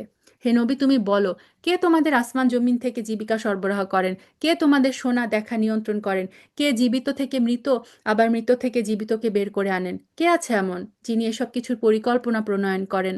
তারা বলবে, হ্যাঁ, অবশ্যই আল্লাহ তাআলা। তুমি বলো, তাহলে সত্য অস্বীকার করার পরিণামকে কি তোমরা ভয় করো না? সো মুশরিকরাও কিন্তু আল্লাহ সুবহানাহু ওয়া তাআলার যে রুবুবিয়াত সেটাতে বিশ্বাস করত, কিন্তু তাদের প্রবলেম ছিল উলুহিয়াতে। তারা আল্লাহকে একক ইলাহ হিসেবে মেনে নিতে পারেনি। এই তোমাদের আল্লাহ তাআলা, তিনি তোমাদের আসল রব। সত্য আসার পর তাকে না মানা গোমরাহি ছাড়া আর কি? তারপরেও এই সত্য থেকে তোমাদেরকে কোথায় কোথায় ফেরানো হচ্ছে। যারা নাফরমানি করেছে তাদের উপর তোমার মালিকের কথা এভাবেই সত্য বলে প্রমাণিত হলো। আসলে এরা কখনো ঈমান আনবে না। তুমি বলো, তোমাদের বানানো এসব শরীকদের মধ্যে এমন কি কেউ আছে যে প্রথমবার এগুলোকে বানাতে পেরেছে, তারপর মৃত্যুর পর ফিরিয়ে আনতে পারবে? তুমি বলো, আল্লাহ তাআলাই সৃষ্টিকে প্রথম অস্তিত্ব প্রদান করেন, তারপর দ্বিতীয়বার তিনিই তাতে জীবন দান করবেন। এ সত্ত্বেও তোমাদের সত্য থেকে কোন দিক থেকে বিচ্যুত করা হচ্ছে? তুমি বলো, তোমাদের শরীকদের মধ্যে এমন কে আছে যে মানুষকে সঠিক পথ দেখাতে পারে? তুমি বলো, হ্যাঁ, আল্লাহ তাআলাই তাদের সঠিক পথ দেখাতে পারেন। যিনি সঠিক পথ দেখান তিনি অনুসরণের বেশি যোগ্য, নাকি সেই ব্যক্তি বেশি যোগ্য যে নিজেই কোনো কোন পথের সন্ধান পায় না, যতক্ষণ না তাকে পথের সন্ধান দেওয়া হয়? তোমাদের কি হলো? কেমন ধরনের ফয়সালা করো তোমরা? সো আল্লাহ সুবহানাহু ওয়া তাআলা বলছেন যে মানুষ যদি লজিক্যালি এই জিনিসগুলো চিন্তা করে, সে কখনোই আল্লাহর সাথে অন্য কাউকে শরিক করবে না। তাদের অধিকাংশ ব্যক্তি নিজেদের আন্দাজ অনুমানের অনুসরণ করে, অর্থাৎ তারা আসলে চিন্তা ভাবনা করে না। আর সত্যের মোকাবেলায় আন্দাজ অনুমান কোনো কাজে আসবে না। আল্লাহ তাআলা অবশ্যই তাদের কর্মকাণ্ড সম্পর্কে পূর্ণাঙ্গ ওয়াকেফাল রয়েছেন। এই কোরআন এমন কোনো গ্রন্থ নয় যে আল্লাহর ওহী ব্যতি রেখে কারো ইচ্ছা মাফিক একে গড়ে দেওয়া হবে, বরং এই গ্রন্থ সেই সব গ্রন্থের সত্যবাদিতার সাক্ষ্য প্রদান করে যা এর আগে নাজিল হয়েছে, অর্থাৎ কোরআন, তাওরাত, ইনজিল সবগুলো সাক্ষ্য দেয়। এতে কোনো রকম সন্দেহ নেই, এটাই হচ্ছে সৃষ্টিকুলের মালিক আল্লাহ তাআলার কিতাবের বিশদ ব্যাখ্যা। তারা কি এই কথা বলে, এই ব্যক্তি মোহাম্মদ গ্রন্থটি রচনা করেছে? হে নবী, তুমি বলো, তোমরা তোমাদের দাবিতে যদি কিছু সত্যবাদী হও, তাহলে তোমরাও এমনি ধরনের কিছু সূরা বানিয়ে নিয়ে আসো, এবং এই ব্যাপারে আল্লাহ তাআলা ছাড়া আর যাদের যাদের নাম ডাকতে চাও তাদেরকে ডেকেও সাহায্য নাও। অর্থাৎ আল্লাহ বলছেন, হে নবী, তুমি বলো, তারা যদি ভাবে যে মোহাম্মদ সাল্লাল্লাহু আলাইহি সাল্লাম এই বইটা বানিয়ে নিয়ে এসেছেন, তো তোমরাও তো তার মতো মানুষ, তোমরাও যাও কয়েকটা সূরা এরকম বানায় নিয়ে আসো। আর শুধু তোমরা না, যাদের যাদের তোমরা শিরক করো তাদের সবাইকে ডেকে নিয়ে এসে সবার সাহায্য নিয়ে এরকম কয়েকটা সূরা বানিয়ে নিয়ে আসো, আল্লাহ সুবহানাহু ওয়া তাআলা চ্যালেঞ্জ করলেন। আসল কথা হচ্ছে যে বিষয়টি তারা তাদের জ্ঞান দিয়ে আয়ত্ত করতে পারল না, কিংবা মানবীয় জ্ঞান বিজ্ঞানের সীমাবদ্ধতার কারণে যার ব্যাখ্যা এখনও তাদের পর্যন্ত পৌঁছায়নি, তারা তাই অস্বীকার করলো। ঠিক এইভাবে তাদের পূর্ববর্তী মানুষরাও অস্বীকার করেছিল। দেখো, এই অস্বীকারী জালেমদের পরিণাম কি হয়েছে।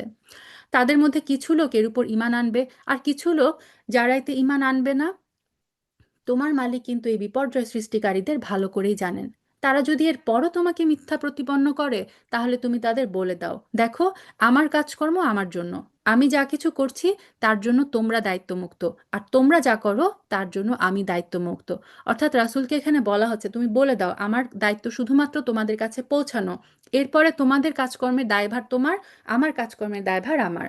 হে নবী, এদের মধ্যে এমন কিছু লোক আছে যারা তোমার দিকে কান পেতে রাখে, কিন্তু তুমি কি বধিরকে আল্লাহর কালাম শোনাবে, যদিও তারা আর কিছুই বুঝতে পারছে না? সুবহানাল্লাহ। আল্লাহ বললেন যে যাদের সামনে কোরআন তেলাওয়াত করা হচ্ছে তারা বুঝতে পারছে, কিন্তু হেদায়েতের উদ্দেশ্যে তারা কোরআন শুনছে না। সো এরা হচ্ছে বধির, যাদের কানে তোমার এই কোরআনের কথা ঢুকবে না। আবার ওদের মধ্যে কেউ কেউ আছে যারা তোমার দিকে তাকিয়ে আছে, কিন্তু তুমি কি অন্ধকে পথ দেখাবে, যদিও এরা কিছুই দেখতে পায় না? অনুরূপভাবে কিছু মানুষ থাকবে যারা তোমার দিকে তাকিয়ে থাকবে, কোরআন শুনবে, কিন্তু যেহেতু হেদায়েত লাভ তাদের উদ্দেশ্য না, সো এই ধরনের ব্যক্তিরা হচ্ছে চোখ থাকতেও অন্ধ, তারা সত্য দেখেও দেখবে না। নিঃসন্দেহে আল্লাহ তাআলা মানুষের উপর কোনো রকম জুলুম করেন না, বরং আল্লাহর অবাধ্য হয়ে মানুষরা নিজেরাই নিজেদের উপর জুলুম করে। যেদিন তিনি তাদের সবাইকে একত্রিত করবেন, সেদিন তাদের মনে হবে যেন তারা সেখানে পারস্পরিক পরিচয়ের জন্য দিনের মাত্র একটি ক্ষণ কাটিয়ে এসেছে। এটা সূরা নাজিয়াতে আল্লাহ সুবহানাহু ওয়া তাআলা বলেছেন যে মানুষ এই যে পৃথিবীতে এত বছর ধরে যত সুখ যত আরাম সে ভোগ করেছে, কিয়ামতের দিন তার মনে হবে আমি পৃথিবীতে ছিলাম মানে 1 ঘন্টা কি আধা ঘন্টা, অথবা মানে মানে জাস্ট কয়েকটা ঘন্টা তার কাছে মনে হবে। ক্ষতিগ্রস্ত হয়েছে তারা যারা আল্লাহর সামনাসামনি হওয়াকে অস্বীকার করেছিল। আসলে তারা কখনোই হেদায়েত প্রাপ্ত ছিল না। আমি তাদের কাছে যে বিষয়ের ওয়াদা করেছি তার কিছু অংশ যদি তোমাকে দেখিয়ে দেই, অথবা এর আগেই যদি আমি তোমাকে মৃত্যু দেই, এই উভয় অবস্থায় তাদের আমার কাছেই ফিরে আসতে হবে। তারপর এরা যা কিছু দুনিয়ায় করত তার উপর আল্লাহ সাক্ষী হবেন। অর্থাৎ আল্লাহ বলছেন, হে নবী, এই যে কাফেররা মুশরিকরা তাদের যদি আমি দুনিয়ায় কিছু শাস্তি দেই যেটা তুমি জীবদ্দশায় দেখবে, অথবা তুমি জীবদ্দশায় ওদের শাস্তি দেখলেই না, কিন্তু উভয় অবস্থায় তাদেরকে মনে রাখো যে তাদের আমার কাছে ফিরে আসতে হবে, এবং তাদের শাস্তি কিয়ামতের দিন নির্ধারিত। প্রত্যেক উম্মতের জন্যই রাসূল আছে। তারপর যখন তাদের কাছে তাদের রাসূল এসে যায়, তখন তাদের মাঝে যাবতীয় কাজ ইনসাফের সাথে সম্পন্ন হয়ে যায়, তাদের উপর কখনো জুলুম করা হয় না। এরা বলে, হে মুসলমানরা, তোমরা যদি সত্যবাদী হও তাহলে বলো, কবে তোমাদের এই আযাবের ওয়াদা পূর্ণ হবে? তুমি বলো, আল্লাহ তাআলা যা চান তা ব্যতী রেখে আমি তো আমার নিজস্ব ভালো মন্দের ক্ষমতাও রাখি না। অর্থাৎ রাসূল সাল্লাল্লাহু আলাইহি সাল্লামকে বলতে বলা হচ্ছে যে আমি তো আমার নিজেরই ভালো মন্দের কোনো ক্ষমতা আমার কাছে নাই। প্রত্যেক জাতির ধ্বংসের জন্য একটা দিনক্ষণ নির্দিষ্ট আছে। তাদের সেই ক্ষণটি যখন আসবে, তখন তারা এক মুহূর্তকাল সময় পেছনে থাকতে পারবে না, না এক মুহূর্ত সময় তারা এগিয়ে আসতে পারবে। তুমি বলো, তোমরা কি ভেবে দেখেছো, যদি তোমাদের উপর আল্লাহর আযাব দিনে কিংবা রাতের বেলায় এসে পতিত হয়, তাহলে এরপর আর কোন বিষয় নিয়ে নাফরমান লোকেরা তাড়াহুড়া করতে চাইবে? তারপর যখন সত্যিই একদিন এই বিষয়টি ঘটবে, তখন কি তোমরা বিশ্বাস করবে? অর্থাৎ যখন আযাব চলে আসবে, তখন কি আযাব দেখার পরে তোমরা বিশ্বাস করবে? তখন বলা হবে, হ্যাঁ, এখন তো আযাব এসেই গেল, আর এই জন্যই তো তোমরা তাড়াহুড়া করছিলে। তারপর জালেমদের বলা হবে, এবার তোমরা চিরস্থায়ী জাহান্নামের আযাবের স্বাদ ভোগ করো। দুনিয়ায় তোমরা যা কিছু অর্জন করেছো, তোমাদের কি তার বিনিময় দেওয়া হবে না? হে নবী, এরা তোমার কাছে জানতে চায় আযাব সম্পর্কিত সেই কথাটি আসলেই কি ঠিক? বলো, হ্যাঁ, আমার মালিকের শপথ, এটা অমোঘ সত্য। শাস্তি প্রয়োগে তোমরা কোনোদিনই তাকে অক্ষম করে দিতে পারবে না। সো তারা বারবার জিজ্ঞেস করতো, আচ্ছা, কেয়ামত পুনরুত্থান দিবস ঠিক? সত্যি সত্যি আমাদেরকে উঠানো হবে? সত্যি সত্যি আমাদের হিসাব নেওয়া হবে? সুবহানাল্লাহ। যদি এমন প্রত্যেকটা মানুষ যে জুলুম করেছে তার কাছে দুনিয়ার যা সম্পদ আছে তা জমা হয়, এবং সেই তার সব কিছু মুক্তিপণ হিসেবে ব্যয় করতে চাইবে কিয়ামতের দিন, মানুষ তার সব কিছু দিয়েও নিজেকে জাহান্নাম থেকে বাঁচাতে চাইবে। যখন এই জালেমরা জাহান্নামের আযাব দেখবে, তখন তারা মনে মনে অনুতাপ করবে। সম্পূর্ণ ইনসাফের সাথেই তাদের বিচার সম্পন্ন হবে, তাদের উপর বিন্দুমাত্র জুলুম করা হবে না। মনে রেখো, আসমান এবং জমিনে যা কিছু আছে সবই আল্লাহ তাআলার জন্য। জেনে রেখো, অবশ্যই আল্লাহ তাআলার ওয়াদা সত্য, কিন্তু তাদের অধিকাংশ লোকই তা জানে না। তিনিই জীবন দান করেন, তিনিই মৃত্যু ঘটান। মৃত্যুর পর তোমাদের সবাইকে তার কাছেই ফিরিয়ে নেওয়া হবে। হে মানুষ, তোমাদের কাছে তোমাদের মালিকের পক্ষ থেকে নসিহত বিশিষ্ট একটা কিতাব এসেছে। এটা হচ্ছে মানুষের অন্তরে সেই সব যেসব ব্যাধি রয়েছে তার নিরাময়, এবং মুমিনদের জন্য হেদায়েত এবং রহমত। তো এখানে কোরআনের আল্লাহ সুবহানাহু ওয়া তাআলা কয়েকটা বৈশিষ্ট্য বললেন যে যে ব্যক্তি মনোযোগ দিয়ে কোরআন পড়বে, সেটা অর্থ নিয়ে চিন্তা ভাবনা করবে, কোরআনটা হচ্ছে তার জন্য উপদেশ, কোরআন হচ্ছে তার জন্য হেদায়েত, কোরআন হচ্ছে তার জন্য রহমত, এবং মানুষের অন্তরের যত রোগ আছে আমাদের সব কিছুর ঔষধ কি? সব কিছুর ঔষধ হচ্ছে এই কোরআন। হে নবী, তুমি বলো, এটা আল্লাহ তাআলার দয়া এবং অনুগ্রহেই নাজিল হয়েছে। সো আমাদের জন্য কোরআন হচ্ছে আল্লাহ সুবহানাহু ওয়া তাআলার একটা দয়া, আল্লাহ সুবহানাহু ওয়া তাআলার পক্ষ থেকে একটা রহমত। অতএব মানুষের উচিত এই জন্য আনন্দ প্রকাশ করা, কারণ তারা যা কিছু জ্ঞান ও সম্পদ জমা করেছে এটা তার চেয়ে অতি উত্তম। সো আমরা পৃথিবীতে যত দুনিয়াবি জ্ঞান, দুনিয়াবি যত সম্পদ আমরা জমা করি, আল্লাহ বলে দিলেন সব কিছুর চেয়ে এই যে কোরআন, এটা হচ্ছে সবচেয়ে মানে অনেক অনেক অনেক উত্তম। তুমি বলো, তোমরা কি কখনো চিন্তা করে দেখেছো আল্লাহ তাআলা তোমাদের জন্য যে রিজিক নাজিল করেছেন তার মধ্য থেকে অতঃপর কিছু অংশকে তোমরা হারাম আর কিছু অংশকে হালাল করে নিয়েছো? এই যে মুশরিকরা, আমরা দেখে এসে যে মুশরিকরা অনেকগুলো পশুকে মূর্তির নামে উৎসর্গ করত, তারপর সেই পশুগুলো নিজেদের জন্য হারাম করে ফেলতো, যে ওই পশুগুলো তারা খাবে না, ওই পশুগুলো তারা কোনো কাজে ব্যবহার করবে না। আল্লাহ বলছেন, বলো, এইসব ব্যাপারে আল্লাহ তাআলা কি তোমাদের অনুমতি দিয়েছেন, না তোমরা আল্লাহর প্রতি মিথ্যা আরোপ করছো? যারা আল্লাহর প্রতি মিথ্যা আরোপ করে তাদের শেষ বিচারের দিন সম্পর্কে ধারণা কি এই যে এটা কখনো আসবে না? অবশ্যই আল্লাহ তাআলা বড় অনুগ্রহশীল, তিনি তাদের অবকাশ দিয়ে রেখেছেন, কিন্তু অধিকাংশ মানুষ শকর আদায় করে না। সুবহানাল্লাহ। আল্লাহ সুবহানাহু ওয়া তাআলা যদি আমাদের পাপের জন্য আমাদেরকে সাথে সাথে পাকড়াও করতেন, আমরা কোথায় যেতাম?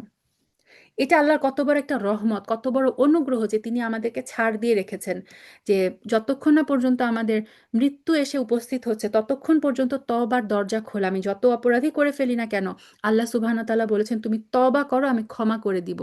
তারপরও আল্লাহ বললেন বেশিরভাগ মানুষ শুকর আদায় করে না। আল্লাহ যেন আমাদেরকে শুকর গুজার বান্দা হিসেবে কবুল করেন। হে নবী, তুমি যেই কাজের ভিতরই থাকো না কেন, কোরআন থেকে যা কিছু তেলাওয়াত করো না কেন, আমি তা জানি। সো ইন জেনারেল এটা আমাদেরও মনে রাখতে হবে, আমরা যাই করি না কেন, আমরা কোরআনে যাই তেলাওয়াত করি না কেন, আল্লাহ সব জানে। কোনো কাজে তোমরা যখন প্রবৃত্ত হও, আমি তার ব্যাপারে তোমাদের উপর সাক্ষী হয়ে থাকি।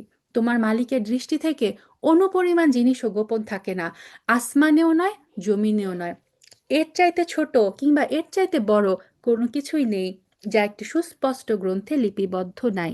অর্থাৎ তাওহে মাহফুজে আল্লাহ সুবহানাহু ওয়া তাআলা সব কিছু সংরক্ষণ করে রেখেছেন। জেনে রেখো, কেয়ামতের দিন আল্লাহ তাআলার বন্ধুদের জন্য কোনো ভয় নেই। যারা হচ্ছে আল্লাহর আউলিয়া, তাদের কোনো ভয় নাই। সেদিন তারা চিন্তিতও হবে না। আল্লাহ, তুমি আমাদেরকে তোমার আউলিয়া হিসেবে কবুল করে নাও আল্লাহ। তারাই আল্লাহর বন্ধু যারা আল্লাহর উপর ঈমান এনেছে এবং তাকে ভয় করেছে। আল্লাহকে যেন আমরা ভয় করার মতো ভয় করতে পারি, আল্লাহর উপর যেন আমরা দৃঢ় একদম মানে যে ঈমানে কোনো খাদ নাই সেরকম ঈমান যেন আমরা আনতে পারি। তাহলেই আমরা হয়ে যাব আল্লাহর বন্ধু। আল্লাহুম্মা জাআলনা মিনহুম। তাদের জন্য দুনিয়ার জীবনে যেমন সুসংবাদ রয়েছে, তেমনি রয়েছে পরকালের জীবনেও। আল্লাহ তাআলার কথার কোনো রদবদল হয় না, আর এটাই হচ্ছে সেই দিনের মহা সাফল্য। হে নবী, তোমাকে তাদের কোনো কথা যেন দুঃখ না দেয়। অবশ্যই মান ইজ্জত সবই আল্লাহর জন্য, তিনি সবকিছু শোনেন, সবকিছু জানেন। সেই যে কাফের মুশরিকরা রাসূলকে মানে কখনো বলতো পাগল, কখনো বলতো জাদুকর, কখনো বলতো জ্যোতিষী, গণক। আল্লাহ বললেন যে তুমি এদের কথায় কষ্ট পেও না, কারণ আসল ইজ্জত, আসল মান সম্মান কে দেন? সবকিছু হচ্ছে আল্লাহর পক্ষ থেকে আসে। আল্লাহ চান, আল্লাহ যাকে চান তাকে মর্যাদা দেন, আল্লাহ সুবহানাহু ওয়া তাআলা যাকে চান তাকে অপমানিত করেন। জেনে রাখো, আসমান, যা কিছু আসমানে আছে, যা কিছু জমিনে আছে, সব আল্লাহর জন্য। যারা আল্লাহকে ছাড়া কল্পিত শরীকদেরকে ডাকে, তারা তো কিছু আন্দাজ অনুমানের অনুসরণ করে, তারা আসলে মিথ্যাবাদী ছাড়া কিছু না। তিনিই মহান আল্লাহ, যিনি তোমাদের জন্য রাত বানিয়েছেন যাতে করে তোমরা বিশ্রাম গ্রহণ করতে পারো, আর দিনকে বানিয়েছেন আলোকোজ্জ্বল। অবশ্যই এতে সোনার মতো জাতির জন্য অনেক নিদর্শন রয়েছে। তো আমরা যদি চিন্তা করি, যদি দিন রাত না থাকতো, এই যে দিনের বেলা আল্লাহ সুবহানাহু ওয়া তাআলা বানিয়েছেন আমাদের কাজের জন্য, আর রাতকে বানিয়েছেন আমাদের জন্য বিশ্রামের জন্য, কত সুন্দর সেই পরিকল্পনাকারীর পরিকল্পনা! সুবহানাল্লাহ। তারা বলে আল্লাহ তাআলা সন্তান গ্রহণ করেছেন, অথচ তিনি পবিত্র। সুবহানা! তিনি অভাবমুক্ত। আকাশ এবং পৃথিবীতে যা কিছু আছে সবই তার। তোমাদের কাছে এই দাবির পক্ষে কোনো দলিল প্রমাণ নেই। তোমরা কি আল্লাহ তাআলা সম্পর্কে এমন কথা বলো যে বিষয়ে তোমরা কিছু জানো না? হে নবী, তুমি বলো, যারা আল্লাহ তাআলার উপর মিথ্যা আরোপ করে তারা কখনোই সফলকাম হবে না। এই হচ্ছে পার্থিব জীবনের মাল সামানা। এরপর আমাদের কাছেই তাদের আমার কাছেই তাদেরকে ফিরে আসতে হবে। তারপর আমি তাদের কুফরির জন্য কঠোর আযাবের স্বাদ গ্রহণ করাবো। হে নবী, ওদের কাছে তুমি নূহের কথা বলো। যখন সে তার জাতিকে বলেছিল, হে আমার জাতি, যদি তোমাদের কাছে আমার অবস্থিতি এবং আল্লাহর আয়াতসমূহ দ্বারা আমার উপদেশ প্রদান খুব দুঃসহ মনে হয়, তবে শুনে রাখো, আমি শুধু আল্লাহর উপরই ভরসা করি। তারপর তোমরা যাদের আমার সাথে শরিক বানাচ্ছ, তাদেরকে একত্রিত করে আমার বিরুদ্ধে তোমাদের পরিকল্পনা চূড়ান্ত করে নাও, যেন সেই পরিকল্পনা এর কোনো বিষয় তোমাদের দৃষ্টির আড়ালে না থাকে। তারপর আমার সাথে তোমাদের যা করার তা করে ফেলো, আমাকে কোনো অবকাশও তোমরা দিও না। আল্লাহ সুবহানাহু ওয়া তাআলা এখানে বলছেন যে নূহ আলাইহিস সালাম কিভাবে তার জাতিকে দাওয়াত দিয়েছিলেন এবং বলেছিলেন যে তোমরা যাদেরকে আল্লাহর সাথে শরিক বানিয়ে রেখেছো, তাদের সাহায্য গ্রহণ করো যদি তারা আসলেই কোনো সাহায্য করতে পারে। তারপরে তোমরা আল্লাহর বিরুদ্ধে কোন পরিকল্পনা করছো সেটা করো। হ্যাঁ, যদি তোমরা আমার থেকে মুখ ফিরিয়ে নাও তাহলে জেনে রেখো, আমি তো তোমাদের কাছ থেকে এর জন্য কোনো পারিশ্রমিক দাবি করিনি। আমার পারিশ্রমিক তো আল্লাহ তাআলার কাছে। আমাকে আদেশ দেওয়া হয়েছে আমি যেন তার অনুগত বান্দাদের দলভুক্ত হয়ে যাই। তারপর লোকেরা তাকে মিথ্যা প্রতিপন্ন করলো, আর তখন আমি তাকে এবং তার সাথে যারা নৌকায় আরোহী ছিল, সে অল্প কয়েকজন ঈমানদার ব্যক্তি, সংখ্যায় অ্যারাউন্ড ৮০ জন ছিল তারা, তাদেরকে তুফান থেকে উদ্ধার করলাম। আমি তাদের পূর্ববর্তী লোকদের প্রতিনিধি বানিয়ে দিয়েছি, যারা আমার নিদর্শনসমূহ অস্বীকার করেছে। তো বলা হয় যে নূহ আলাইহিসসালামের আমলে তো নূহ আলাইহিসসালাম এবং ওই অল্প কয়েকজন ব্যক্তি ছাড়া বাকি পৃথিবীর সমস্ত মানুষ সবকিছু ধ্বংস হয়ে গিয়েছিল। এ কারণে নূহ আলাইহিস সালামকে বলা হয় দ্বিতীয় আদম। কারণ এই যে পরবর্তী সমস্ত প্রজন্ম কিন্তু এদের বংশধর থেকেই এসেছে। আচ্ছা, যারা আমার নিদর্শনসমূহ অস্বীকার করেছে তাদেরকে আমি মহাপ্লাবনে ডুবিয়ে দিয়েছি। তারপর হে নবী, তুমি চেয়ে দেখো তাদের কি ভয়াবহ পরিণাম হয়েছে যাদের আল্লাহর আযাবের ভয় দেখানো হয়েছিল। আমি তারপর অনেক রসুলকে তাদের নিজ নিজ জাতির কাছে পাঠিয়েছি, তারা সুস্পষ্ট প্রমাণ নিয়ে তাদের কাছে এসেছে। কিন্তু এমনটি হয়নি যে আগের লোকেরা ইতিপূর্বে যা অস্বীকার করেছিল তার উপর এরা ঈমান আনবে। এভাবেই আমি সীমা লঙ্ঘনকারীদের দিলে মোহর মেরে দেই। সুবহানাল্লাহ। তাদের পরে আমি আমার সুস্পষ্ট নিদর্শন নিয়ে মূসা এবং হারুনকে ফেরআউন এবং তার পারিষদবর্গের কাছে পাঠালাম। কিন্তু তারা সবাই অহংকার করলো, আসলে তারা ছিল বড়ই নাফরমান জাতি। আমার পক্ষ থেকে সত্য যখন তাদের কাছে এলো তখন ওরা বলল, নিশ্চয়ই এ হচ্ছে সুস্পষ্ট জাদু। মুসা বলল, তোমরা কি সত্য সম্পর্কে এসব বাজে কথা বলছো যখন তা তোমাদের কাছে প্রমাণ সহ এসে গেছে? অর্থাৎ মুসা আলাহিসাল্লাম যখন মোজেজা দেখালেন তখন তারা কি বলল যে এটা তো জাদু। তোমাদের কি মনে হয় এটা আসলে জাদু? আর জাদু করা তো কখনো সফল কাম হয় না। তারা বলল, তোমরা কি এই উদ্দেশ্যে আমাদের কাছে এসেছো যে যা কিছুর উপর আমরা আমাদের বাপ দাদাদেরকে পেয়েছি তা থেকে তোমরা আমাদের বিচ্যুত করে দিবে এবং এই ভূখণ্ডে তোমাদের দুই ভাইয়ের প্রতিপত্তি প্রতিষ্ঠিত হয়ে যাবে? মুসা আলাহিসাল্লাম সাল্লাম এবং হারুন আলাইহিস সালামের কথা বলা হচ্ছে। কিন্তু আমরা তো তোমাদের দুইজনের উপর কখনোই ঈমান আনবো না। এবার ফেরাও নিজের দলবলকে বলল, তোমরা আমার কাছে রাজ্যের সব সুদক্ষ জাদুকরকে নিয়ে আসো। তারপর জাদুকররা যখন এলো তখন মূসা তাদের বলল, তোমাদের যা নিক্ষেপ করার তা তোমরা নিক্ষেপ করো। তারা যখন তাদের জাদুর বাণ নিক্ষেপ করলো তখন মূসা বলল, তোমরা যা নিয়ে এসেছো তা তো আসলেই জাদু, দেখবে আল্লাহ তাআলা অবশ্যই তা ব্যর্থ করে দিবেন। আল্লাহ তাআলা কখনো ফাসাদ সৃষ্টিকারীদের কাজকর্ম শুধরে দেন না। আল্লাহ তাআলা স্বীয় বাণী দ্বারা সত্যকে সত্য হিসেবে প্রতিষ্ঠা করেন, যদিও নাফরমান মানুষরা এটাকে খুবই অপ্রীতিকর মনে করে। ফেরাউন এবং তার পারিষদবর্গের লোকেরা তাদের বিপদে ফেলবে এই ভয়ে মূসার উপরে তার জাতির কতিপয় কিশোর যুবক ছাড়া অন্য কোনো লোক ঈমান আনেনি। সো ফেরাউনের ফেরাউনের যে ফেরাউনের যে লোক, সেখান থেকেও কিছু লোক কিন্তু মুসা আলাহিসাল্লামের সাল্লামের উপর ঈমান এনেছিল। যেমন একজনের কথা আমরা সবাই জানি, ফেরাউনের স্ত্রী আসিয়া আলাইহাস সালাম, যিনি হচ্ছেন সর্বশ্রেষ্ঠ ৪ মহিলার মধ্যে একজন। তা আল্লাহ বললেন যে এরা মানে ভয় পেত যে ফেরাউন আর তার পারিষদ বর্গ তো তাদেরকে মেরে ফেলবে। এই ভয়ে খুব অল্প সংখ্যক মানুষই তাদের মধ্য থেকে মুসা আলাহিসাল্লামের সাল্লামের উপর ঈমান এনেছিল। অবশ্যই ফেরাউন ছিল জমিনের উপর একজন অহংকারী বাদশাহ এবং নিঃসন্দেহে সে ছিল সীমা লঙ্ঘনকারীদের একজন। মুসা বলল, হে আমার জাতি, তোমরা যদি আল্লাহর উপর ঈমান আনো তাহলে তোমরা আল্লাহর উপরই ভরসা করো, যদি সত্যি সত্যি তোমরা মুসলমান হও।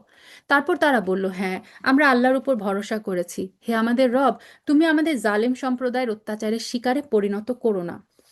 তোমার একান্ত রহমত দ্বারা তুমি আমাদের কাফির সম্প্রদায়ের হাত থেকে মুক্তি দাও।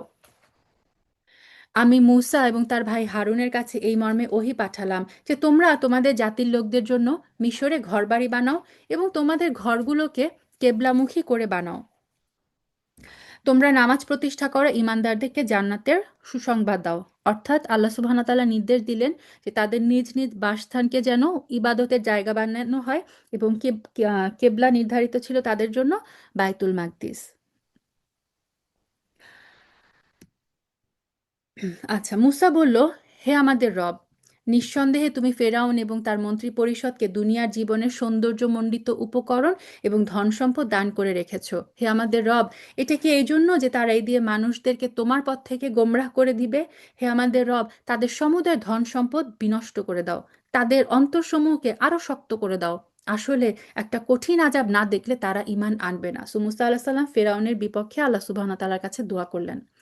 আল্লাহ তাআলা বললেন, হ্যাঁ, তোমাদের উভয়ের দোয়াই কবুল করা হয়েছে। অতএব তোমরা দ্বীনের উপর সুদৃঢ় থাকো। তোমরা দুজন কখনো সেই সব লোকের অনুসরণ করো না যারা কিছুই জানে না। অতঃপর আমি বনী ইসরায়েলদের সাগর পার করিয়ে দিলাম। এরপর ফেরআউন এবং তার সৈন্য সামন্ত বিদ্বেষপরায়ণতা সীমা লঙ্ঘন করতে করতে তাদের পিছু নিল।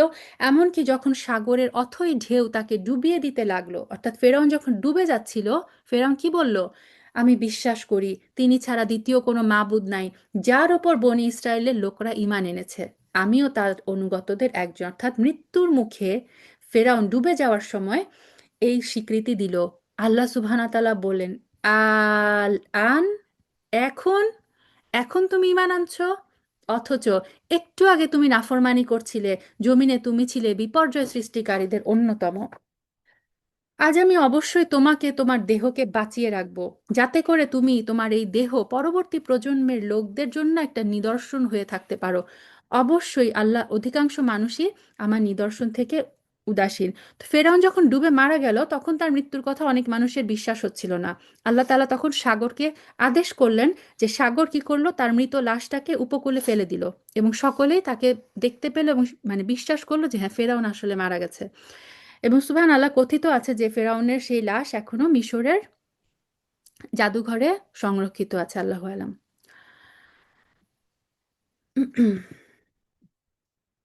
এরপর আমি বনী ইসরায়েলের লোকদের উৎকৃষ্ট আবাসভূমিতে বসবাস করালাম এবং তাদের জন্য উত্তম জীবনোপকরণের ব্যবস্থা করলাম। না তাদের, তারা কি করলো? নানা মতবিরোধ শুরু করে দিল। বনী ইসরায়েলের এই কাহিনী আমরা দেখে এসেছি।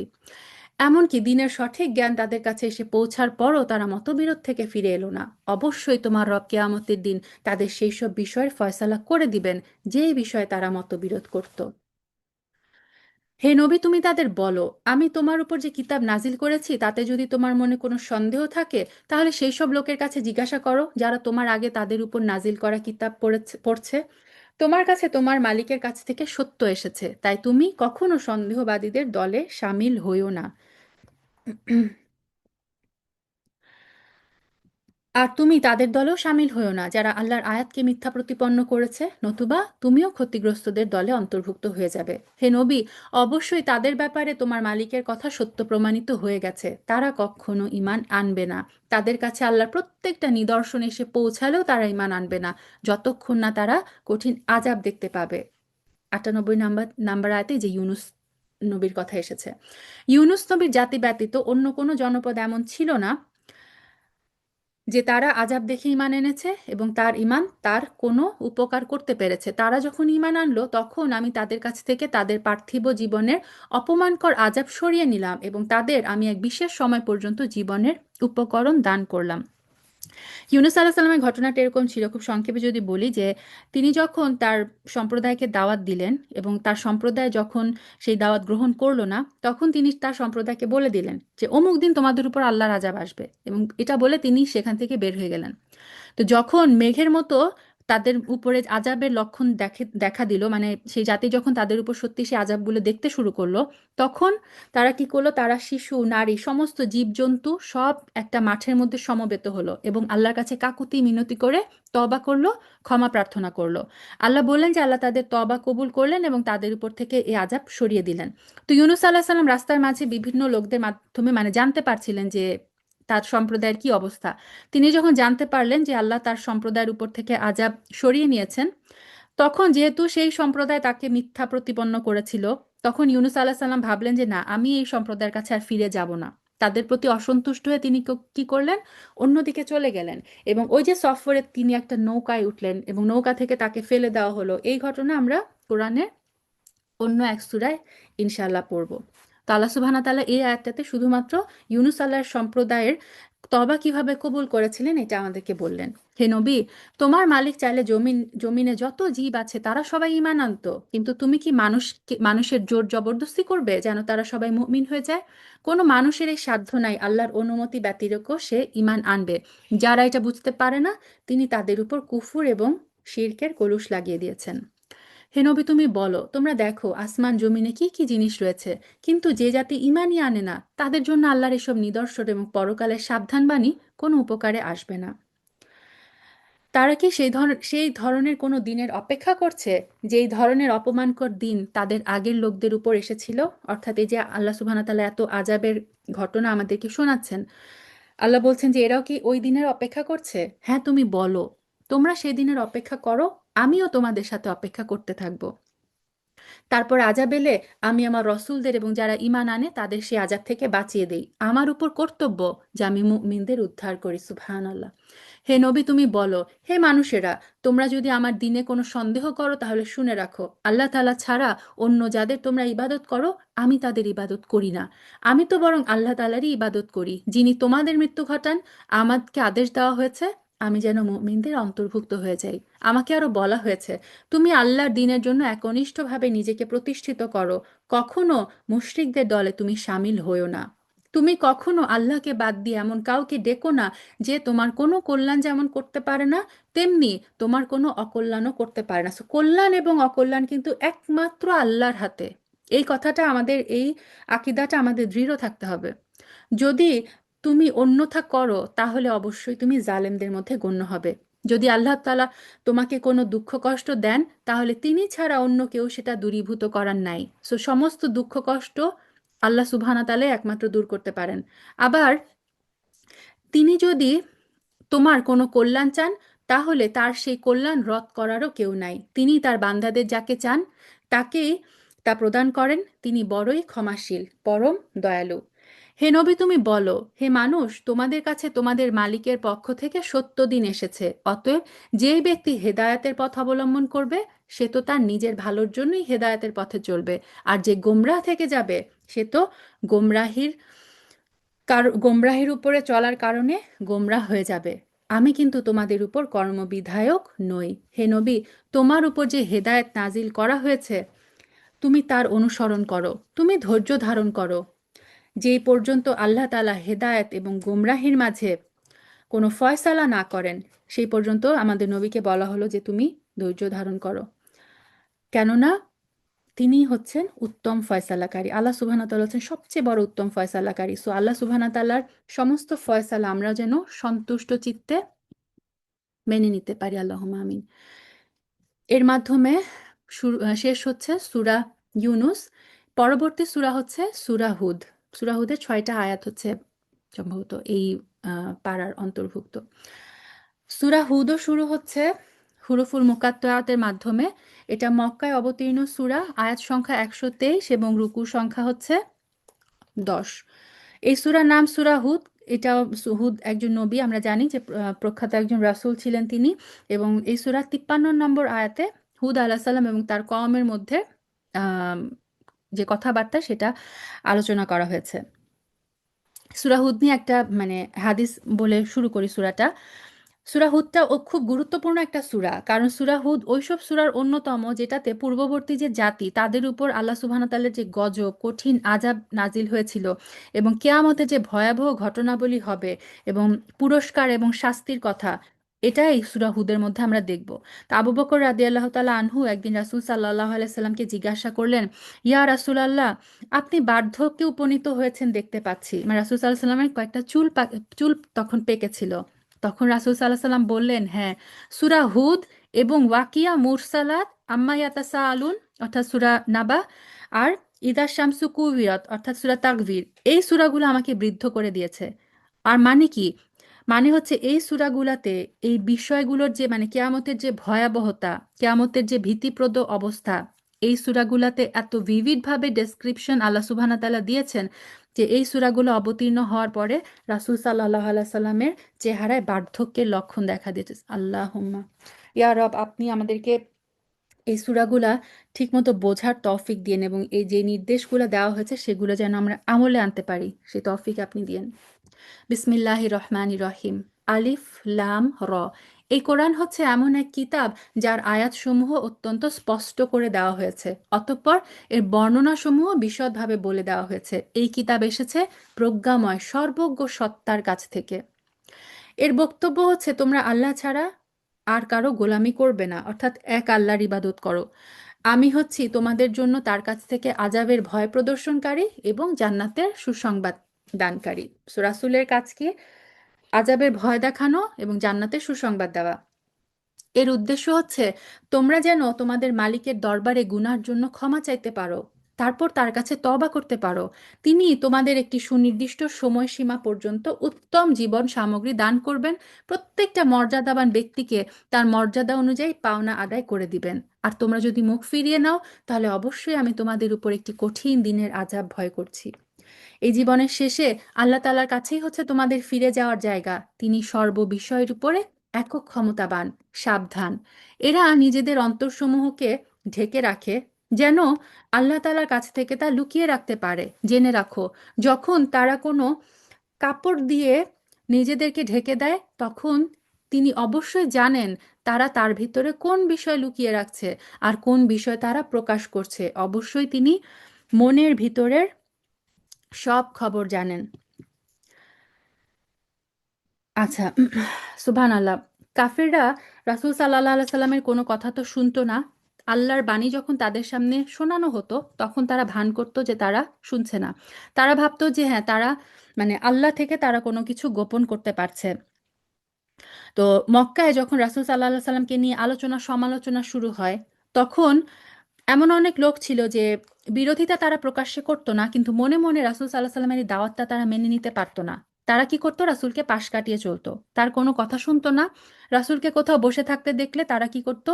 ওইখান থেকে চলে যেত, পিছন ফিরে চলে যেত। এবং তারা যদি দেখতো রাসূল সাল্লাল্লাহু আলাইহি সাল্লাম দূর থেকে আসছে, তারা মুখ ফিরিয়ে নিত বা কাপড়ের আড়ালে নিজেদের মুখ লুকিয়ে ফেলতো, যাতে রাসূল সাল্লাল্লাহু আলাইহি সাল্লামের মুখোমুখি তাদের মানে না হতে হয়। এবং রাসূল সাল্লাল্লাহু আলাইহি সাল্লাম যখন তাদেরকে ডাকতেন তখন তারা কি করত? রাসূল সাল্লাল্লাহু আলাইহি সাল্লামের সাথে কথা না বলে তারা চলে যেত। তো এখানে আয়াতটাতে আল্লাহ বলছেন যে তারা যে আল্লাহর কাছ থেকে বা রাসূলের কাছ থেকে নিজেদের লুকানোর জন্য মাথা নিচু করে সামনের দিকে ঝুঁকে পড়ে কাপড় দিয়ে ঢেকে চলে, যত কাপড় দিয়ে তারা ঢাকুক না কেন আল্লাহ সুবহানাহু ওয়া তাআলা তাদেরকে দেখছেন। তো সত্যের মুখামুখি হতে এরা ভয় পায় এবং উট পাখির মতো বালির মধ্যে এরা মুখ গুজে রাখে। যেভাবে তারা এই মানে উট পাখি যেমন বালির মধ্যে মুখ গুজে রাখে, এই কাফেররা কি করছে? সত্য দেখে, কোরআন দেখে তারাও নিজেদের মুখটাকে লুকিয়ে রাখছে। আল্লাহ সুবহানাহু ওয়া তাআলা এখানে ক্লিয়ার করে দিলেন যে তোমাদের মনের ভিতরে কি আছে সবকিছু আল্লাহ সুবহানাহু ওয়া তাআলা জানেন। সো মুখ লুকিয়ে কোনো লাভ নেই। আলহামদুলিল্লাহ, আলহামদুলিল্লাহ। এর মাধ্যমে আমাদের 11 নম্বর পারার তর্জমা শেষ হচ্ছে। আল্লাহ আজ্জা ওয়া জাল যেন সম্পূর্ণ 30 পারার তর্জমা করার তৌফিক আমাদেরকে দেন। সেই সবর, সেই ধৈর্য যেন আল্লাহ সুবহানাহু ওয়া তাআলা আমাদেরকে দেন। কোরআনকে যেন আল্লাহ সুবহানাহু ওয়া তাআলা আমাদের হেদায়েতের উৎস, কোরআনকে যেন আমাদের সমস্ত রোগের, শুধু বাহ্যিক না আমাদের অন্তরের সমস্ত রোগের শিফা হিসেবে যেন আল্লাহ সুবহানাহু ওয়া তাআলা কোরআনকে কবুল করে নেন। সুবহানাকা আল্লাহুম্মা বিহামদিক নাশহাদু আল্লা ইলাহা ইল্লা আনতা নাস্তাগফিরুকা ওয়া নাতুবু ইলাইক। সুবহানা রব্বিকা রব্বিল ইজ্জাতি আম্মা ইয়াসিফুন ওয়া সালামুন আলাল মুরসালিন আলহামদুলিল্লাহি রব্বিল আলামিন। আসসালামু আলাইকুম ওয়া রাহমাতুল্লাহি ওয়া বারাকাতুহু।